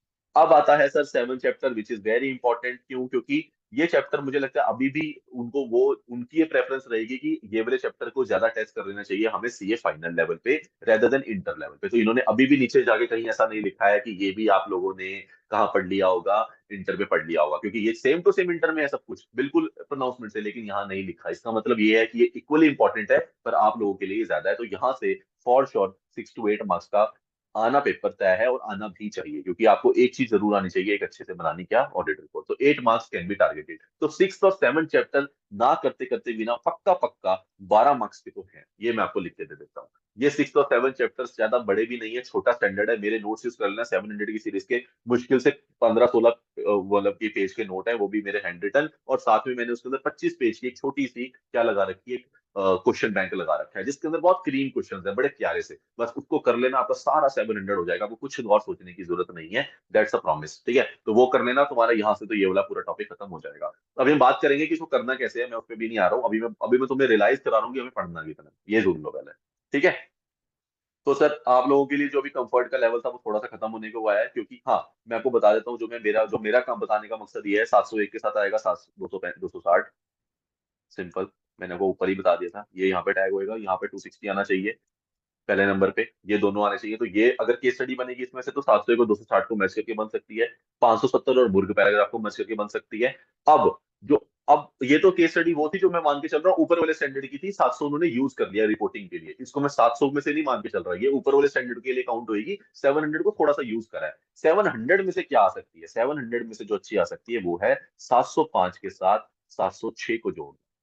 ये बनता है अपने आप में एक बहुत बढ़िया तरीके का लेवल का क्वेश्चन। अगर आपने जोड़ना है कि 705 को टेस्ट करिए, मॉडिफिकेशन ओपिनियंस के ऊपर टेस्ट करिए, कोई बढ़िया से केस स्टडी बना के, और पूछिए हम मेरे से ऑडिटर से कि तेरे को क्या लगता है कि यहाँ पे कौन सा ओपिनियन जाना चाहिए। दीजिए हमें थोड़ा सा डिफिकल्ट मैटर, और उस डिफिकल्ट मैटर में एक ऐसा पॉइंट भी दीजिए जो मेरा ओपिनियन ना डिराइव करता हो, लेकिन मेरा एम्फेसिस ऑफ मैटर या अदर मैटर पैराग्राफ में जाता हो, ताकि आपको ये पता चले कि मुझे इतनी क्लैरिटी है कि कौन सी चीज कहाँ पे जानी चाहिए और कौन सी चीज कहाँ पे नहीं जानी चाहिए। इसको बढ़ाना है, बहुत बड़ा करना है, 701 भी डाल सकते हो, इसके अंदर कोई प्रॉब्लम नहीं है, क्योंकि वहां पे की ऑडिट मैटर आ जाएगा, कोई दिक्कत नहीं है। इस वाले 3 स्टैंडर्ड को मिला के एक अच्छी केस स्टडी को डिराइव करना आसान है। तो दिस इज समथिंग जो हमें समझना पड़ेगा, क्योंकि देखो पहले से पढ़ते पता होगा ना कि ये 705 706 को लेके डूबेगा, तो हमारा 706 के ऊपर वाला फोकस, ये 705 को पढ़ते हुए 706 पे कहाँ कहाँ लग सकता है, हम हर टाइम पे थोड़े सा टेंटिव रहेंगे। इसलिए हमें पता होना चाहिए कि कौन सा स्टैंडर्ड किसके साथ में लिंक करके चलता है। उसी को बेटर अप्रोच बोलते हैं, कि आपको पता है और आप जल्दी से जाइए उस स्टैंडर्ड के ऊपर, या फिर जो भी टॉपिक पढ़ रहे हैं उसे एक बार ट्राई करिए, सोच के 2 मिनट के लिए रुकिए और सोचिए क्या ये रिलेट कर रहा है 701 से, 706 से कर रहा है क्या, यहाँ ये अगर यहाँ ना हुआ तो यहाँ जा सकता है। ऐसे आपको बनाना पड़ेगा। तो हमने से कोई क्वेश्चन ला के नहीं देगा आपको कि ये बताओ 706 में जाएगा, नहीं। आपको खुद से सवाल पूछना पड़ेगा, या मैं आपका टीचर अगर हुआ उस टाइम में पढ़ रहे हो साथ में, तो मैं आपसे सवाल पूछूंगा और हम उन चीजों को वहां पे क्या कर लेंगे, क्लियर कर लेंगे। फिर दो अपने आप में अलग से बैठने वाले स्टैंडर्ड है, साइड में बैठे रहते हैं, बहुत कम पेपर में आते हैं, लेकिन जब भी आते हैं तो पता ही नहीं चलते आए हैं। ठीक है, तो ये वाले ऐसे स्टैंडर्ड है जिनको मैं यूजली खोपड़ी स्टैंडर्ड के नाम से हमेशा मान के चलता हूँ। मेरे इंटर वाले बच्चों के लिए हमने खोपड़ी वर्ड रख रखा है, तो मैं इनको खोपड़ी स्टैंडर्ड्स के नाम से मान के चलता हूँ, क्योंकि ये स्टैंडर्ड ना हमारे को बहुत कम होता है, क्योंकि हमने बहुत एक तो कम फोकस पढ़े होते हैं हम उसके अंदर, और अदर इन्फॉर्मेशन ये अपने आप में इतनी वेग टर्म है, हमें आइडिया ही नहीं लग पाता कि ये सप्लीमेंट्री इन्फॉर्मेशन पे क्वेश्चन आया या अदर इन्फॉर्मेशन पे क्वेश्चन आया, हम इसको किसी अच्छे बोले स्टैंडर्ड में, क्योंकि देखो इतना स्टैंडर्ड है हमारे पास, हमें लगता है ये तो ये लग रहा होगा, ये तो ये लग रहा होगा, इनकी प्रेफरेंस हम बहुत लास्ट में देते हैं, और वो रिपोर्टिंग का वर्ड लिखते नहीं है, तो हमें ये भी नहीं पता चलता कि रिपोर्टिंग से रिलेटेड है। तो इसलिए इन स्टैंडर्ड्स को मैं मान के चलता हूँ, थोड़े से खतरे वाले स्टैंडर्ड है, हमें इसके अंदर या तो बहुत हाई लेवल क्लैरिटी चाहिए, या फिर हम इसके ऊपर टेंशन ही ना ले। दो अप्रोचेज है, या तो बहुत ही अच्छे से पढ़े इतना कि हमें हर चीज पता हो, या तो उतना टाइम है हमारे पास, वेल एंड गुड, वरना मुझे लगता है कि इन स्टैंडर्ड के ऊपर टेंशन नहीं लेनी चाहिए। अगर आ भी गया 4 नंबर का, जय माता दी, मैंने आपके सामने हाथ जोड़े सर, आता हुआ तो कर दूंगा, नहीं आता हुआ तो कोई बात नहीं, मैं इन स्टैंडर्ड्स को उस कैटेगरी में मान के चलता हूँ, ठीक है। मैं बहुत प्रैक्टिकल बात करता हूँ, मैं 100 मार्क्स दिलवा दूंगा या हर किसी के 80 ले आऊंगा, वो वाली कहानी में मैं बिलीव नहीं करता। ठीक है, जो बच्चा पढ़ेगा उसके आ जाएंगे, सिंपल है, मैं पढ़ाने के लिए रेडी हूँ आपको एक जैसा। चलिए, ये तो थी आप लोगों की कंफर्ट की कहानी, जो मुझे लगता है आपका ये वाला एरिया है। और मुझे लगता है ये वाला एरिया ना करते करते भी आपको अभी भी मिनिमम मिनिमम 30 मार्क्स का तो मिलने ही वाला है, इससे कम तो नहीं होगा। पर 30 मार्क्स के हिसाब से इसके अंदर कंटेंट बहुत ज्यादा है, बहुत ज्यादा। ठीक है, तो इसलिए इस वाले चैप्टर के अंदर से 30 मार्क्स तो मिलेगा, लेकिन कंटेंट वाइज ये 30 मार्क्स के हिसाब से पढ़ने की जो इसकी थोड़ी मेहनत है वो मुझे थोड़ी सी ज्यादा लग रही है। इसलिए अभी के लिए हमारे को ये नहीं कह सकते हम सिर्फ इसी के ऊपर फोकस कर पाएंगे, क्योंकि हमारे को जो इन्होंने फोकस करने का एरिया दिया है वो दिया है हमें मॉड्यूल नंबर 2। बहुत प्यारा सा, और ऐसा लेके आए कि क्यों लेके आए, कई सवाल रह गया है कि इतनी मेहनत करवाने की जरूरत क्या थी हमसे, लेकिन वो चाह रहे हैं कि हम उनको मेहनत करके दें, तो चलिए हम उनको मेहनत करके देंगे। चलिए, क्या चाह रहे हैं वो हमसे, देखिए अब ना 2018 मई से पहले की अगर मैं बात करूं तो ये ऐसा ही दिखता था तब भी, ऑडिट कास्ट मॉड्यूल। 2018 मई में इनको पता नहीं क्या हुआ, इनको लगा कि यार शौर्य ने सीए करनी है, उस बेचारे से ऑडिट इतना नहीं पढ़वाना चाहिए हमको, तो उसने मेरे लिए जब जैसे जैसे मैं अटेम्प्ट में आया, इन्होंने कहा कि नहीं तू 700 तक पढ़, तेरे को जरूरत नहीं है 800 पढ़ने की। और मैं पागल था कि मुझे लगा था कि नहीं यार, अगर 800 का स्टैंडर्ड नहीं पढ़ा, क्योंकि मैं तब 800 का स्टैंडर्ड, मेरी गलती थी कि मैं कर चुका था जब तक वो खबर आई, तो मुझे पर बड़ा मजा आया वो स्टैंडर्ड करके, क्योंकि जब मैं 700 की सीरीज करता था तो मेरे बहुत सारे क्वेश्चन अधूरे रह जाते थे। तो वो अधूरे क्वेश्चन, क्योंकि मैं यूजर भी था, मैं शेयर मार्केट में इन्वेस्ट भी करता था, जब मैं उनकी फाइनेंशियल पढ़ता था तो मेरे को लगता था कि यार ये इन्फॉर्मेशन तो ऑडिट रिपोर्ट में आती ही नहीं है, तो वो कहाँ जाती होगी। जो मेरे क्वेश्चंस थे कहीं ना कहीं वो मेरे को आंसर्स किसने दिए, इन स्टैंडर्ड्स ने दिए। जब मैंने इनकी कहानी शुरू करी पढ़ने की, तब मुझे मजा आने लगा। क्यों मजा मेरे को सिर्फ इसलिए आया क्योंकि मेरे पास क्वेश्चन था। अब आप लोगों को मजा क्यों नहीं आएगा, क्योंकि आप लोगों के पास क्वेश्चन नहीं है। प्रॉब्लम ये है। ठीक है, तो आप लोगों के लिए प्रॉब्लम क्यों है स्टैंडर्ड, पता है? क्योंकि आप लोगों को पता ही नहीं है ये स्टैंडर्ड क्या डिलीवर करते हैं। जिसको पता ही नहीं होगा वो क्या इसके अंदर से निकल के आने वाला है। अब कोई बंदा कह दे कि यार मुझे नहीं पता ये चीज टेस्टी होगी या नहीं होगी, आप कहोगे यार फिर रहने देते हैं। मतलब हम दोनों में से एटलीस्ट कोई एक बंदा तो बोले ना कि हाँ यार ये मजेदार है, इसको ट्राई कर। तो मेरा मन भी करेगा ट्राई करने का, मैं पॉजिटिव अप्रोच से सोचूंगा भी। अब मेरे को सामने वाला भी ना बोले कि यार मैंने तो नहीं ट्राई करी, तूने करी है क्या? तूने भी नहीं करी यार, ऐसा करते चल यार, मैंने ना ये ट्राई करी है, यही ले लेते हैं। अब क्यों जाते हो उस पे? क्या पता वो बेस्ट होती, पर हम क्यों नहीं जाते? बिकॉज हमें नहीं पता उसके बारे में। जब तक हमने उसका टेस्ट नहीं लिया, वो अच्छी या बुरी तो उसके बाद आती है। ठीक है, तो आप लोगों में से भी नहीं मुझे लगता इसका टेस्ट किसी ने अभी तक लिया होगा, अगर कोई उतने पहले से अटेम्प्ट नहीं दे रहा तो इसलिए ये स्टैंडर्ड कोई बहुत बड़ी तोप नहीं है। ये स्टैंडर्ड बहुत छोटे से पॉइंट्स के एरिया को कवर करने के लिए एक पर्टिकुलर स्टैंडर्ड्स की नीड आई थी, जिन नीड के चक्कर में स्टैंडर्ड्स की इनॉग्रेशन होने लगी। देखो ऐसे स्टैंडर्ड नहीं बनते, स्टैंडर्ड की नीड आती है। ठीक है, 501 कभी भी पहले से ड्राइव्ड नहीं होगा, 501 की नीड आई होगी। वरना सोचो 500 की, 200 की सीरीज सोचो, 200, 210, 220, 230, 240, 250, 260, यहां तक आ रहा था। 265 लाने की जरूरत ही नहीं थी, 270 कर देते। थिंक अबाउट इट, उसकी नीड आई तो वो रिलेट हुआ कि वो कम्युनिकेशन की बात कर रहे हैं टीसीडब्ल्यूजी से ही, लेकिन उसके अंदर बात सिर्फ पर्टिकुलर पॉइंट की है, क्या? Deficiencies in internal control. मुद्दा समझो, डेफिशिएंसी इंटरनल कंट्रोल, बाकी सारा सब सेम है, सिर्फ एक पॉइंट की बात है। हाँ, अरे यार कोई बात नहीं, इसको इसका सब स्टैंडर्ड बना देते हैं, लेट्स कीप इट एज 265। उसको वहां फिट किया गया। 500 के अंदर ऑडिट एविडेंसेस थे, हर किसी चीज में लेने होते हैं, हाँ बिल्कुल बोलता है स्टैंडर्ड, हर किसी चीज के लिए ऑडिट एविडेंस ढूंढिए। ठीक है, ढूंढने के लिए रिस्क असेसमेंट प्रोसीजर कॉमन लगेगा सबके लिए, सब कुछ बता दिया। इन्वेंट्री के लिए अलग से लाने की जरूरत क्या थी? लिटिगेशन एंड क्लेम्स के लिए अलग से जाने की जरूरत क्या थी? स्टैंडर्ड वहां पे नीड आई। उस नीड को डिराइव करने के लिए समझ आया कि 500 से काम नहीं चलेगा, वरना लूपहोल्स रह जाएंगे। या तो 500 के स्टैंडर्ड को इतना बड़ा कर दो, कोई पढ़ेगा नहीं। तो उन्होंने बोला कि ठीक है, उसको स्टैंडर्ड को वहीं रहने दो। एडिशनल थोड़ा सा जो एरिया है पर्टिकुलर पॉइंट्स को लेके, फिजिकल इन्वेंट्री काउंट ये करवाना था ऑडिटर से। ऑडिटर मानता नहीं था, वो कहता था मेरे ऑडिट एविडेंस में बोला हुआ है, इनमें से कोई भी ऑडिट एविडेंस लगा लो। तो मैं ये लगा लेता हूँ ऑब्जर्वेशन, मैं नहीं जाऊंगा देखने। हाँ मैं आपको वीडियो कॉल पे देख लूंगा, ठीक है कितनी पेटी है, 100 पेटी है, ठीक है 100 पेटियां मार्क कर दी, चलो हो गया ऑडिट। वो तो ये बोलेगा। तो आपने ऑडिटर को बोला नहीं, तेरे को फिजिकल इन्वेंटरी काउंट करने जाना पड़ेगा, ले तेरे लिए एक और स्टैंडर्ड बना दिया जिसमें बोला इससे 501 कि जा और करके ऑडिट। इसीलिए स्टैंडर्ड्स की नीड, जैसे जैसे इश्यूज आते हैं वैसे वैसे नीड पे स्टैंडर्ड डिराइव होते हैं। तो 800 की नीड क्या आई कि हमारे पास दो पर्पस के फ्रेमवर्क हमेशा से एग्जिस्ट करते थे, जर्नल पर्पस फ्रेमवर्क और दूसरा फेयर प्रेजेंटेशन फ्रेमवर्क। ठीक है, ये बहुत इंपॉर्टेंट होता है, ये जो बेसिक टॉपिक्स होते हैं इनके ऊपर जान टिकी है ऑडिट की। तो ये दो स्टैंडर्ड किसका पार्टी होते हैं? ये भी स्पेशल पर्पस फ्रेमवर्क का पार्टी होते हैं। तो अलग से कोई फ्रेमवर्क नहीं है special purpose framework. Special purpose framework can be general purpose framework, can be fair presentation framework. Special purpose में कुछ भी हो सकता है, और आता है बीच में, या तो ये या ये दोनों मिलकर स्पेशल पर्पस बन जाएगा। लेकिन याद रखना कि वो ऑडिट ऑफ फाइनेंशियल स्टेटमेंट्स की प्रिपरेशन के टाइम पे जब कोई यूज होने वाला किसी पर्टिकुलर एक्टिविटी से रिलेटेड होगा, उसके बारे में जो जिसके ऊपर फ्रेमवर्क लगाते हैं, बस उसको बोल देते हैं स्पेशल पर्पस फ्रेमवर्क। बहुत सिंपल है। ठीक है, इसके मैं नोट्स बना रहा हूँ हैंड रिटन, आप लोगों के पास पहुंच जाएंगे, ऐसे चार्ट फॉर्म में मिलेंगे, पट पट पट करके खत्म कर देंगे 10-15 मिनट में, एक स्टैंडर्ड निपटा देंगे। कोई बड़े स्टैंडर्ड नहीं है, ज्यादा मेहनत नहीं लगने वाली। ठीक है, तो इसको टेंशन नहीं लेनी। चलो, तो 800 की series is a good series, is अच्छी series and is a normal series, कोई ज्यादा मेहनत नहीं लगेगी। पर हाँ, अच्छा एक पॉइंट है क्या, ये ना पहले 10 नंबर के आसपास की आती थी पेपर में, 2018 के आसपास की बात है, 18 से ही पहले की बात है, अराउंड 6 से 10 नंबर का तो पक्का पक्का सिर्फ 800 की सीरीज आती थी। तो मुझे लगता है कि अगर वही अप्रोच रही तो मिनिमम 6 तो आएगी ही आएगी। ठीक है, लेकिन मैंने अभी के लिए सेफर साइड के लिए, क्योंकि मैंने भी नहीं देखा, देखो मैं आपको झूठ नहीं बोलूंगा, मैंने भी नहीं देखा कि क्या आएगा, मुझे भी नहीं पता कुछ, और मुझे बताया ही नहीं क्या, इसे नहीं तो किसी को भी नहीं बताया, तो मैंने इसे 4 से 6 ही लगाया। क्यों? क्योंकि हमारे पास बहुत कंटेंट है। तो मुझे लगता है कि एक क्वेश्चन तो पक्का आएगा फ्रॉम इन तीनों में से, इधर it will be 4 marks minimum, या फिर 4+2 एक नंबर में किसी पे कोई एमसीक्यू वगैरह पूछ सकते हैं आपसे, या फिर 6 नंबर का एक अच्छा स्टैंडर्ड का क्वेश्चन। इसके अंदर बहुत बड़ी केस स्टडीज बनाना ज्यादा आसान नहीं है, ठीक है। छोटी केस स्टडी बनेगी, मतलब 3-4 लाइन की पैराग्राफ टाइप, एक सिचुएशन के ऊपर कोई केस स्टडी होगी और एक स्टैंडर्ड आपका क्लियरली लग रहा होगा, ठीक है। जैसे अगर नाम ही बता देता है, जैसे 810 बोल रहे हैं report on summary financial statement, इन्हें ये देना ही पड़ेगा क्या फाइनेंशियल स्टेटमेंट की समरी दे रहे हैं, तो आपको क्लियरली इंडिकेट हो जाएगा ये 810 बोल रहा है, ठीक है। ऊपर वाला सिंपल किसके ऊपर है, फाइनेंशियल स्टेटमेंट के ऊपर है, और ये वाला 505 किसी सिंगल आइटम, कोई स्पेसिफिक एलिमेंट अकाउंट के ऊपर एजर्शन लेवल जिसे बोलते हैं, उस एजर्शन लेवल के ऊपर होने वाला स्टैंडर्ड है, जिसको कुछ स्पेशल कंसिडरेशन देने की जरूरत है। सिंपल है, मतलब नाम बता रहा है क्या करना है, उसके बाद तो पढ़ ही लेंगे, ऑडिट प्रोसीजर ही तो पढ़ना है और क्या पढ़ना है, ठीक है। तो ये हमारा यहाँ पे खत्म हो जाता है, ये स्टैंडर्ड अच्छे हैं, 3 है और आपको नंबर देने वाले स्टैंडर्ड्स हैं। फिर आता है रिलेटेड सर्विसेज, अरे ये तो बहुत ही प्यारे स्टैंडर्ड है, 4400 की सीरीज, मतलब मस्त है, कुछ ज्यादा दिक्कत वाली चीज नहीं है, ठीक है। आप लोगों के लिए नवी होगी तो थोड़ी सी डिफिकल्ट लगेगी स्टार्टिंग में, हल्का सा।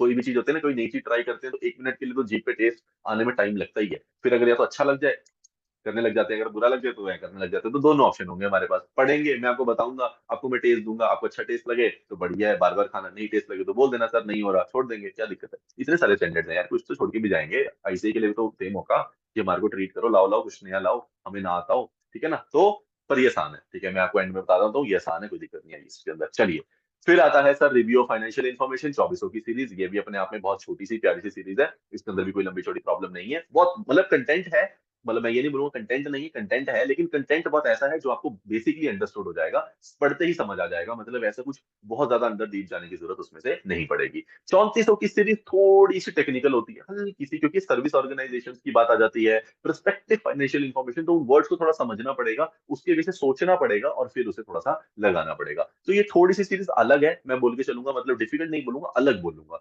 नॉर्मल सिनेरियो से थोड़ा हटके है ये, ठीक है, क्योंकि इसको बोलते हैं अदर अश्योरेंस सर्विसेज। जिस एरिया में हमारे जो एरिया नॉर्मल हमारे से जुड़े हुए नहीं होते ना, वो अदर होते हैं जो हमारे लिए, उन अदर के ऊपर हमारा फोकस ज्यादा कभी होता ही नहीं है। तो जब मेरा अदर पे फोकस भी नहीं होगा तो वो मेरे को एकदम तो समझ नहीं आएंगे, जब तक मैं उसे अपने फोकस रडार में नहीं लेके आता। कोई चीज मेरे साइड में पड़ी है, वो मुझे दिख तो रही है बट क्लियर नहीं है, टिल द टाइम मैं उसको उठाऊंगा और अपने सामने रखूंगा, वही कहानी 3400 की है, 3400 है तो वो साइड में है, अगर आपको पढ़ना पड़ेगा तो थोड़ा सा इसको सामने लाना पड़ेगा, फिर इसको देखना पड़ेगा, फिर वो समझ आने लग जाएगा। तो ये, पर इसका एक बेनिफिट आपको मैं बता देता हूँ, ये 4 सीरीज अपने आप में न्यूली इंट्रोड्यूस्ड है, there are high chances every every standard will be tested in a way कि वो इनमें से कोई एक स्टैंडर्ड टेस्ट करेंगे, और किसी में ज्यादा स्टैंडर्ड नहीं है, 3 2 2 3 टोटल 10 स्टैंडर्ड, 10 स्टैंडर्ड के अंदर आपको लगा लीजिए 4 स्टैंडर्ड के अंदर क्वेश्चन आने की पूरे पूरे चांसेस है, मतलब मिनिमम 3 तो आएंगे ही आएंगे, कोई एक सीरीज में से नहीं आएगा मुझे लगता है जो पहली बार में।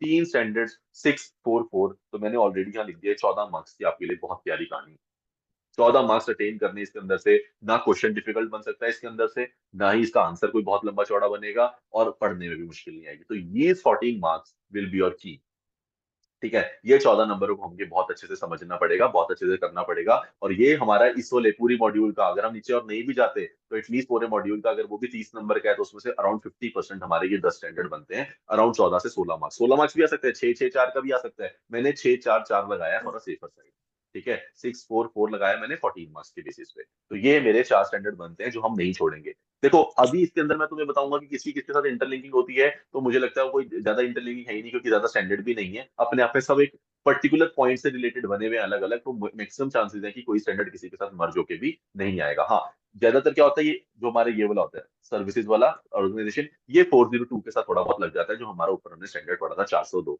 तो ये 402 के साथ साथ थोड़ा सा उस तरीके से चलने वाला है 3402, इसमें भी 402 है, उसमें भी 402 था, बस इसके आगे 3 लगा दिया क्योंकि ये अदर है, एश्योरेंस रिपोर्ट देता है आपको, ठीक है। तो उसके बाद अगर मैं बात करूं सर सेकंड में, तो मेरा ये हो गया, ये हो गया, ये हो गया और ये हो गया, देखो 4 चैप्टर तो मेरे हो गए 50% जो मेरा इस मॉड्यूल को कवर करने वाले हैं। उसके बाद बचते हैं 3 टॉपिक्स। अब ये जो 3 टॉपिक्स हैं इसके अंदर से ये डिजिटल ऑडिटिंग एंड इंश्योरेंस, इनका ये क्वेश्चन आएगा ही आएगा वाला चैप्टर है, अच्छा आएगा बुरा आएगा कैसा होगा चैप्टर कैसा है उसको कोई लेना देना नहीं होता इससे, ये होता है कि सर ये तो टॉपिक इन्होंने पूछना ही पूछना है, ये पूछने ही पूछने वाले टॉपिक में कुछ टॉपिक आते हैं, ये उनमें से है, ठीक है। डिजिटल ऑडिट इसके अंदर सबसे अच्छी चीज एक है जो मैं आपको बताता हूँ, प्लस ज्यादा टॉपिक्स नहीं है, मतलब ज्यादा टॉपिक पढ़ने वाले नहीं है, छोटा छोटे टॉपिक्स का चैप्टर है, ज्यादा बड़े टॉपिक का चैप्टर ये नहीं है, ठीक है। तो हमारे लिए डिजिटल ऑडिट, हम देखो मैंने लिखा है इसके अंदर, अगर आप देख रहे हो 4 मार्क्स प्लस 1 से 2 नंबर के एमसीक्यू टारगेट करना इसमें बहुत आसान है। आर्टिफिशियल इंटेलिजेंस में मुझे लगता है कि एमसीक्यूज बनाए जा सकते हैं। वो एक थोड़ा सा आजकल हैवी चलने वाला थोड़ा एरिया भी है। तो डेटा एनालिटिक्स हो गया, डिजिटल ऑडिटिंग कैसे काम करती है, रिमोट ऑडिटिंग क्या होती है, डिफरेंसेस क्या है, इसके अंदर कुछ ना कुछ चांसेस है कि एमसीक्यूज बन जाएगा। तो इसको 6 नंबर का बनाना थोड़ा सा आसान है, इसलिए 6 मार्क्स का मैंने इसको टारगेट किया है। 4 नंबर का एक क्वेश्चन, अच्छे से 4 पॉइंट्स पूछे जाएंगे किसी भी टॉपिक से रिलेटेड, और 1 से 2 इसके अंदर क्या होंगे, एमसीक्यूज होंगे। एक 2 नंबर का हो सकता है या दो 1-1 नंबर के हो सकते हैं, डिपेंड्स अपॉन इट। ठीक है, तो ये मेरा रहेगा। फिर आता है एक बहुत प्यारा सा छोटा सा चैप्टर, ये आप लोगों को आता होगा, इसमें मुझे कुछ नहीं कराना। 600 का, मेरे को नहीं लगता 600 में से कुछ आएगा, इसको 600 को छोड़ दो। Using the work of another auditor पढ़ लेंगे, मतलब इंपॉर्टेंट नहीं है। मुझे नहीं लगता ये टारगेट करने के लिए 13 चैप्टर पूछना चाहिए। सीएफएस में से क्वेश्चन आने के चांसेस हमेशा रहते हैं। तो कंसोलिडेटेड फाइनेंशियल स्टेटमेंट है, कम टॉपिक्स, प्यारा टॉपिक, छोटा टॉपिक, क्रिस्प टॉपिक, और ये हो जाएगा, इसमें ज्यादा मुश्किल नहीं है। जो मुझे एक चीज लग रही थी ना, वो लग रही थी ये, कि जो ये audit of group financial statements including the work of component auditors है ना, यहीं पे डालना चाहिए था 610 और 620 में, तो ज्यादा बेटर रहता। क्यों? क्योंकि फिर ये टॉपिक जो ये पूरा का पूरा चैप्टर है, इसकी वेटेज डिराइव करनी थोड़ी सी आसान हो जाती। तो मुझे लगता है जो हमने ऊपर मैंने वो फिटवाए थे, वो मेरे की तरफ से आप यहाँ पे ऐड कर देना, तब इस चैप्टर की इंपॉर्टेंस को हम थोड़ा सा बढ़ा लेंगे, क्योंकि फिर ये भी इसके साथ प्लस हो जाएगा। अब जाके बनता है कि हाँ, कोई एक क्वेश्चन अगर इन्होंने अदर ऑडिटर वाली कहानी में पूछना है थोड़ा बहुत मिला के, इंक्लूडिंग कंसोलिडेटेड फाइनेंशियल स्टेटमेंट, अभी क्या करेंगे, सीएफएस का क्वेश्चन देंगे, उसमें बोलेंगे कि ऑडिटर का रोल लग रहा है कोई, वो ऑडिटर आपसे हो सकता है इंटरनल ऑडिटर की बात करें, हो सकता है आपसे अदर ऑडिटर की बात करें, हो सकता है बोलेंगे एक्सपर्ट चाहिए उसके लिए। इन 3 एरियाज को घुमा फिरा के वो आपसे इन स्टैंडर्ड को इसके साथ में क्या कर सकते हैं, एड ऑन कर सकते हैं, फिर एक केस स्टडी बना सकते हैं। इसलिए मैंने बोला या तो 4 मार्क्स का स्ट्रेट फॉरवर्ड क्वेश्चन आएगा तो यहाँ से आएगा, इस वाले में से, नहीं तो अगर इन्होंने इसको मिलाने की कोशिश करी तो ये 6 मार्क्स में कन्वर्ट हो सकता है। ठीक है, तो इसलिए जो हमें देखो स्टैंडर्ड्स हमने पढ़ने ही है, मैं स्टैंडर्ड पढ़ने को कभी ना नहीं करता, कोई भी स्टैंडर्ड छोड़ने को भी नहीं बोलूंगा मैं। हम स्टैंडर्ड को ऐसे पढ़ सकते हैं, कोई स्टैंडर्ड बहुत डीप डाउन जाके, कोई स्टैंडर्ड ऊपर ऊपर से, कोई स्टैंडर्ड सिर्फ मैंने सुना आप मैंने बोला आपने सुना करके भी छोड़ देंगे। इतनी कैटेगरी डिराइव हो सकती है स्टैंडर्ड की, लेकिन छोड़ना तो बिल्कुल भी नहीं है। ठीक है, तो ये वाला जो हमारा 13 वाला टॉपिक है, ये ना नंबर देने वाला टॉपिक है, 4 नंबर का इजी। और उसके बाद आप लोगों को भी पता है, देखो बैंक ऑडिट से क्वेश्चन आता ही आता है, ऑडिट ऑफ बैंक से। टॉपिक्स बहुत ज्यादा है और मेहनत थोड़ी ज्यादा लगती है, पर नंबर थोड़े कम मिलते हैं। तो मुझे लगता है कि ये टॉपिक हर हर किसी की अपनी परसेप्शन होता है, बट मुझे लगता है ये one of the most important topic है। तो ऑडिट ऑफ बैंक्स आना चाहिए, कल आने वाले टाइम में बैंकिंग ऑडिट्स मिलने वाले हैं, बढ़ने वाले हैं। और एक एनबीएफसी इन्होंने अब ऐड कर दिया है, तो अब क्या हो गया, अब और चलेगा मुझे लगता है। अब जो इन्होंने एनबीएफसी ऐड कर दिया ना, तो अब और चलेगा, या तो ऑडिट ऑफ बैंक आएगा या फिर एनबीएफसी आएगा। पहले इन दोनों चैप्टर में से यूजुअली ये पक्का आता था, ये कभी कभी आता था, एक छोड़ के एक छोड़ के एक छोड़ के ऐसे चलता था ये। लेकिन अब मुझे लगता है ये अब ऐसे चलेगा, एक छोड़ के एक छोड़ के एक छोड़ के, ये पूरा का पूरा टॉपिक।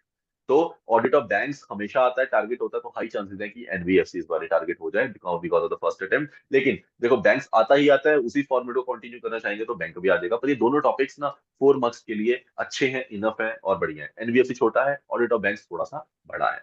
ठीक है, तो ये टॉपिक भी कवर करना ही पड़ेगा, अपने पास ऑप्शन तो ज्यादा है नहीं, ना तो बोल नहीं सकता मैं, छोड़ने को तो मैं बोलूंगा नहीं। तो इसलिए कहीं ना कहीं कवर तो करना पड़ेगा। तो ये हमारा हो जाता है अब मॉड्यूल नंबर 2 कवर। तो 50% मैंने उसको दिया। अगर 30 मार्क्स के मान के चले मिनिमम, मैं एक मिनिमम साइड लगाता हूँ, मैक्सिमम साइड तो ज्यादा भी हो सकता है। मिनिमम साइड अगर मान लो तो 15 नंबर का तो यही हो जाता है हमारा। तो ये मेरे ना करते करते भी 6-4-4 वाले टॉपिक्स हैं, या तो 6-6-4 बोल लो या 6-4-4 बोल लो। ठीक है, तो ये मेरे ये वाले टॉपिक्स हैं 12 से 15 नंबर के जो बनते हैं। तो इस तरीके से हम इसको कर सकते हैं। अब ऐसा भी हो सकता है कि 4-4-4-4 आ जाए। देखो अगर उन्होंने क्वेश्चन बढ़ाना है, पेपर लेंथी करना है, तो उनके पास ये बहुत अच्छा तरीका है, डिजिटल ऑडिट से 4 का पूछ लो, एक 610 के स्टैंडर्ड से, या फिर सीएफएस से 4 का पूछ लो, ऑडिट ऑफ बैंक से 4 का पूछ लो, और एनडीएफसी से 4 का पूछ लो। इस तरीके से भी आपको तंग करने के लिए वो लोग इस तरीके की अप्रोच पे भी जा सकते हैं। तो ये इजीली मिला के ना करते करते भी 35 मार्क्स के आसपास का तो मॉड्यूल बैठेगा बैठेगा, कुछ भी हो जाए। ठीक है, तो ये मेरे को लगता है मोस्ट स्कोरिंग मॉड्यूल जो हमारा है वो मॉड्यूल नंबर 2 होने वाला है। इजी एंड थोड़ा सा लंबा हो सकता है इस वाले एरिया में, 14 नंबर चैप्टर को छोड़ के, अदरवाइज तो ये छोटा ही है, कुछ दिक्कत नहीं आएगी। और अब आपका फेवरेट मॉड्यूल, हमेशा से आपके साथ रहा है, हमेशा से आपके साथ चलेगा, पीएसयूज। हर चैप्टर में नहीं आता, इसका भी वही हिसाब है, 1-1-1-1। तो ये आपको ऐसे ही रहता है हमेशा। पर इसके इसका ये चैप्टर अब क्या हो गया, इसने ना इंपॉर्टेंस पकड़ ली है।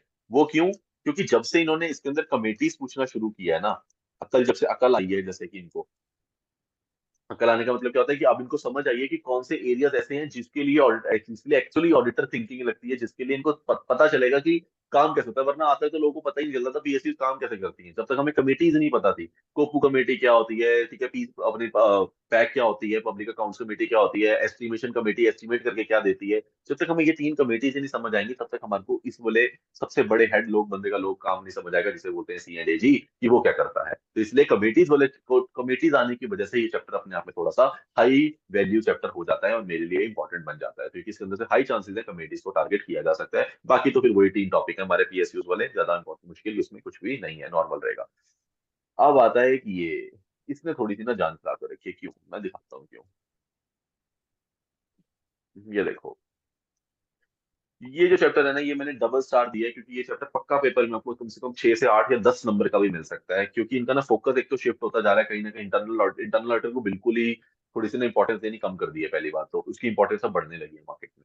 जिसकी इंपॉर्टेंस मार्केट में बढ़ने लगती है उसके मतलब उसके अंदर लोगों का इंटरेस्ट जागने लगता है। आजकल इंटरनल ऑडिट में प्रोफाइल्स बढ़ रही हैं, अगर आप जॉब प्रोफाइल्स भी देखोगे आपको देखा इंटरनल ऑडिट की प्रोफाइल ज्यादा हो रही है। It is basically a need. पहले लोग क्या समझते थे कि इंटरनल ऑडिट कराना ना अपने इंप्लॉय से करा लो, क्या दिक्कत है। पर उसके बाद जब एक्सटर्नल ऑडिट होता था तो इतना कुछ निकल के आ जाता था कि उनकी रिपोर्ट इतनी खराब होती थी, इनको समझ आ गया कि नहीं भाई, इसको अपने एम्प्लॉय से कराने की जरूरत नहीं है, ऐसे कोई पकड़ के मतलब एक चार्टर्ड अकाउंटेंट से ही कराएंगे। एक अच्छा चार्टर्ड अकाउंटेंट जिसको इंटरनल ऑडिट की नॉलेज हो उससे कराइए इंटरनल ऑडिट, ताकि हमारा एक्सटर्नल ऑडिट के अंदर एक तो चेकिंग भी कम हो और उसके बाद हमारे पास हमारा जो इम्पैक्ट हो सकता है हमारा मटेरियल वो भी कम रहेगा। तो बेटर हमारे को क्या रहेगी, मार्केट में पोजीशन बनी रहेगी। तो इसलिए इस चैप्टर की इंपॉर्टेंस क्या होगी, थोड़ी बढ़ गई है। तो यहाँ पे इन्होंने एक तो स्टैंडर्ड दे दिए इंटरनल ऑडिट के, वो भी हमारे को पढ़ने पड़ेंगे, उसकी रिपोर्ट का भी थोड़ा ध्यान रखना पड़ेगा। बाकी तो नॉर्मल टॉपिक है, स्कोप वगैरह इंटरनल ऑडिट वगैरह, लेकिन हाँ ये टॉपिक कहीं ना कहीं थोड़ा सा मुझे लगता है कि थोड़ा सा एक्सटेंसिव हो गया है और इसको पढ़ने के लिए थोड़ा सा थ्योरेटिकली थोड़ा सा स्ट्रांग होना जरूरी है, क्योंकि इसके अंदर मेहनत थोड़ी सी ज्यादा लगेगी। ठीक है, पर ये टॉपिक पक्का पेपर में केस स्टडी वाइज कह लो या जैसे मर्जी बोलो, बट फॉर श्योर बोल रहा हूँ पेपर में आपको ये टॉपिक हो सकता है कंपलसरी क्वेश्चन में। वरना अच्छे क्वेश्चन का पहला ए पार्ट आपको दिखने वाला है 6 to 8 मार्क्स का फॉर श्योर। ठीक है, या दो क्वेश्चन 4-4 नंबर के आपको दिख सकते हैं अगर छोटे एरिया से पूछे जाएंगे तो। बट दिस इज नथिंग, मतलब ये तो सोच लो मैंने 2 स्टार दिए हैं, मतलब स्किप का ऑप्शन ही इसके अंदर नहीं है, एग्जिस्ट नहीं करता, सिंपल।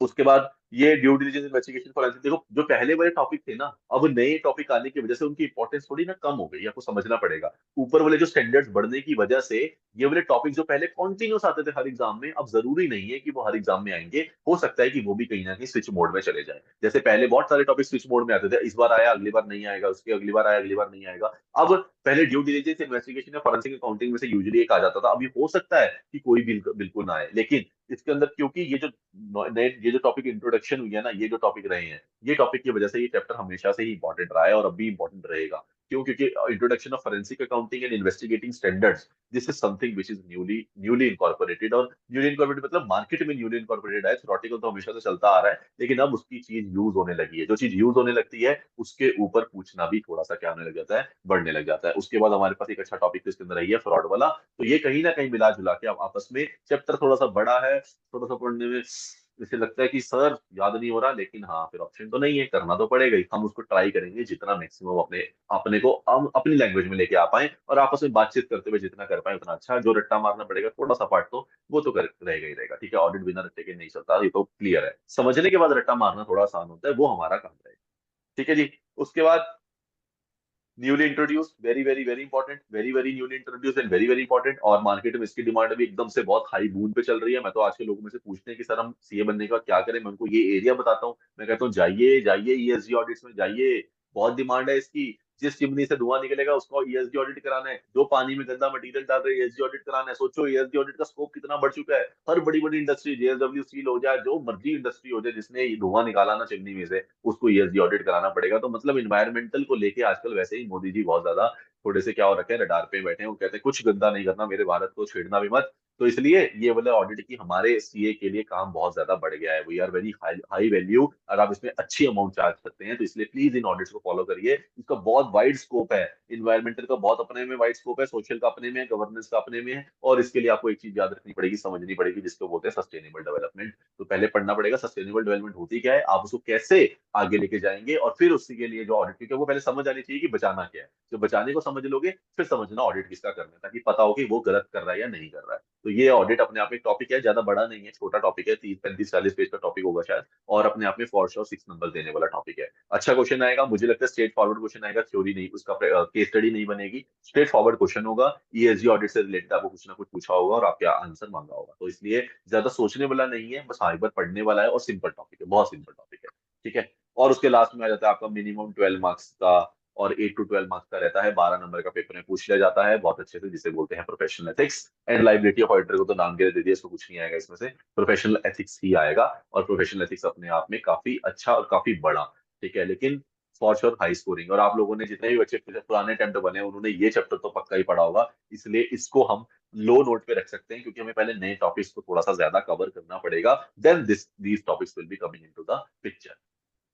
ठीक है, तो ये भी अपने आप में कहीं ना कहीं कितने नंबर का है, 12 नंबर का बनता है। तो 12 नंबर का देखो मैं मिनिमम लगा के चलता हूँ, तो 10 नंबर का कहीं ना कहीं ये आएगा, 8 नंबर के दो क्वेश्चन आ सकते हैं, और एक 2 नंबर का क्या आ सकते हैं, एमसीक्यू। एमसीक्यू आते हैं इसमें से प्रोफेशनल में, याद रखना। तो 10 नंबर, 6 नंबर का सस्टेनेबल डेवलपमेंट, 16, 4 नंबर का लगा लेते हैं ड्यू डिलीजेंस वाला क्वेश्चन, चलिए अभी इसको छोड़ देते हैं, तो 20, 20 के बाद आपका 6 नंबर का इंटरनल ऑडिट, 26, और 26 के बाद आपका 4 नंबर का पीएसयू। तो ना करते करते भी 30 नंबर तो अभी भी इसके भी आराम से बहुत इजी बैठते हैं लोअर साइड पे, इसको बढ़ाना बहुत आसान है, तो 30 नंबर तो यहाँ से भी है। तो देखो अपने आप में ना तीनों टॉपिक कहीं ना कहीं 30 30 30 के आसपास चल रहे हैं, तीनों टॉपिक। अब इसमें आप लगा लीजिए हर किसी एक टॉपिक में एक 6 नंबर का क्वेश्चन ऐड कर दीजिए, जो अभी तक हमने नहीं सोच पाए, या कुछ नया ICL निकाल के लेके आएगी, जिसको मिला के ये 118 124 नंबर का जो पेपर बनता है, 116 नंबर का, वो बन जाएगा। तो इसलिए अभी आप लोगों के पास एक अच्छी चीज क्या है कि आप लोगों के पास 1 और 3 के मिला के भी अभी 60 नंबर है, पर 1 और 3 में 60 नंबर के हिसाब से कंटेंट भी ज्यादा है। तो पूरा ऑडिट तो पढ़ना ही पढ़ना, और रिसर्च ऑडिट में एक आपने और चीज ऐड कर दी, पहले इतना ही पढ़ना होता था, ये तो पढ़ना भी नहीं होता था सर, पर अब तो आपको वो भी पढ़ना पड़ेगा। लेकिन दूसरी साइड पे अब क्या होगा कि अब आपके स्टैंडर्ड्स की वैल्यू बढ़ जाएगी। पहले क्या होता था, स्टैंडर्ड्स इतने सारे होते थे, आते 2 या 3 क्वेश्चन थे उसके पेपर के अंदर, पहले एक आधा पूछ लिया आपसे, अपना जो कंपलसरी क्वेश्चन होता था, उसके बाद पीछे जाके कोई एक आधा क्वेश्चन का स्टैंडर्ड, और मैक्सिमम 4 क्वेश्चन होते होंगे, इससे ज्यादा नहीं होते थे। अब स्टैंडर्ड ही क्वेश्चन आपको भर भर के मिलेंगे। अब स्टैंडर्ड ही स्टैंडर्ड पेपर में दिखेगा। जो पहले बच्चे चलते ना, जब एक पेपर आता था हॉन्टिंग पेपर, उसे बोलते थे सर स्टैंडर्ड ही स्टैंडर्ड आ गए, वो पेपर बच्चे कहते थे सर हॉन्टिंग पेपर था बहुत ज्यादा। अब तो नॉर्मल सारे पेपर ही ये हॉन्टिंग पेपर कहलाने वाले हैं, बिकॉज स्टैंडर्ड ही मिलेगा आपको पेपर में बहुत हाई लेवल तक। हर क्वेश्चन के अंदर एक स्टैंडर्ड क्वेश्चन तो होगा ही होगा, मान के चलो, ठीक है, क्योंकि 800 की सीरीज के 2 क्वेश्चन कहीं ना कहीं कवर हो रहे होंगे, पूरे ऊपर वाली सीरीज के भी 2 क्वेश्चन, तो 4 क्वेश्चन तो 6 में से मान के चलो आपके कहीं ना कहीं कवर होएंगे, 5 में से 4 जो 6 में से 5 करने होते हैं 14 नंबर के, तो कहीं ना कहीं आपको फॉर श्योर आपके पास हाई चांसेस है कि 40 से 45 नंबर का स्टैंडर्ड का पेपर तो एग्जिस्ट करता ही होगा, शायद ज्यादा ही करेगा। ठीक है, तो ये हमारा ओवरऑल व्यू बैठता है, जो हमारे को बताता है कि हमें पढ़ने का। अब मैंने आपको ये थोड़ा समझा दिया कि पढ़ना पढ़ना क्या क्या है। देखो पढ़ना सारा है, उसके अंदर से कैसे कैसे क्या क्या पहले पढ़ना है बाद में करना है, तो ये भी मेरे को पता है, क्वेश्चन भी इसके ऊपर आएंगे सर, आप खुद बता देना। पर हाँ, कहीं ना कहीं आप लोगों को एक थोड़ा सा जो मेरे को आइडिया देना था, अब आप लोगों के पास वो आइडिया कहीं ना कहीं एग्जिस्ट करता है। तो अगर मैं नए चैप्टर्स की बात करूं, सिर्फ एक अलग कलर से मार्क करूं, तो चैप्टर नंबर 18 फुली न्यू है आप लोगों के लिए। उसके बाद मेरे को लगता है इंटरनल ऑडिट हमने पिछले साल भी पढ़ लिया था, यहाँ से तो मेरे को लगता है सिर्फ यही वाला टॉपिक एक न्यू है। फिर उसके बाद कौन सा वाला न्यू आ जाता है हमारे टॉपिक, 8 9 10 11। तो मुझे लगता है बस यही वाले टॉपिक्स आप लोगों के लिए न्यू है, 5। इसके अलावा सब कुछ मेरी तरफ से थोड़ा बहुत ओल्ड से जुड़ा हुआ है। ठीक है, डिजिटल ऑडिट में इंश्योरेंस भी आई थिंक पहले भी था थोड़ा बहुत, कहीं ना कहीं ग्रुप ऑडिट्स भी था, और मर्जी करा इधर उधर करके, तो और कुछ नया तो नहीं है, यही आप लोगों के लिए पूरी तरीके से नवा नवा है। ठीक है जी।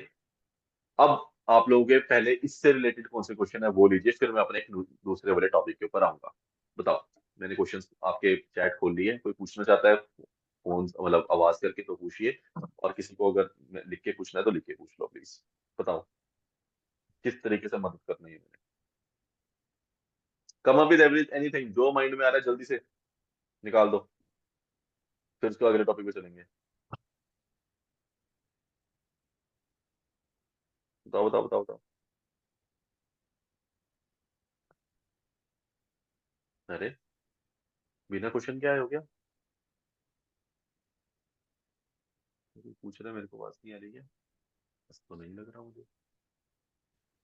मेरे पास एक क्वेश्चन आया हुआ ऑलरेडी कि sir can you please also provide us the schedule in what order to study ऐसे, दैट इज से पहले और किस ऑर्डर में करें।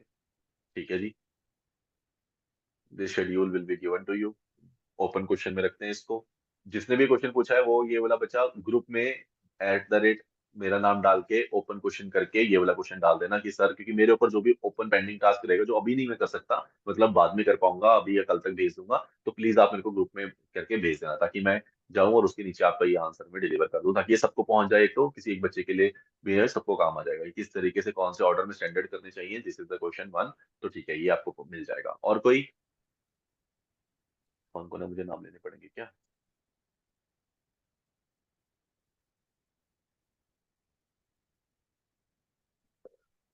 केतन, हरप्रीत, अमन, दुष्यंत होने के बावजूद भी नहीं पूछ रहे हो यार।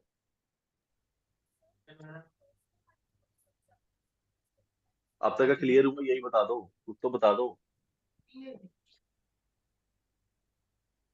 थम्स अप दे दो, कुछ दे दो, कुछ भी दे दो यार, ऐसा बस तो फील करा दो कि हाँ है। Sonam clear sir. ठीक है, एक का तो आया, चलो कोई तो एक्टिव है। Harpreet, you should have some questions, आपका इतने टाइम से you were no doubt till yet. Okay, thank you Mandeep. नहीं, चलो ठीक है। नहीं है तो आगे बढ़ता हूँ, फिर मैं अपने टॉपिक पे चलता हूँ। अगर आप लोगों ने नहीं बताना कुछ तो मैं ही ले लेता हूँ कुछ ना कुछ। चलो आ जाओ फिर। तो अब हमारे को एक चीज समझ आ गई है, अब चलते हैं दूसरी चीज के ऊपर। दूसरी चीज क्या है? सर दूसरी चीज है कि दो चीजें समझते हैं यहाँ पे। पहले नंबर पे तो देखो मैंने ये भी लिखा था कि how to write audit exam, ठीक है, एक तो ये भी क्वेश्चन था। अगर किसी को चाहिए ये भी सर हमें पता होना चाहिए तो बता दो, तो मैं बता भी दूंगा, मुझे कोई प्रॉब्लम नहीं है। ठीक है ना, कि sir how to write audit exam.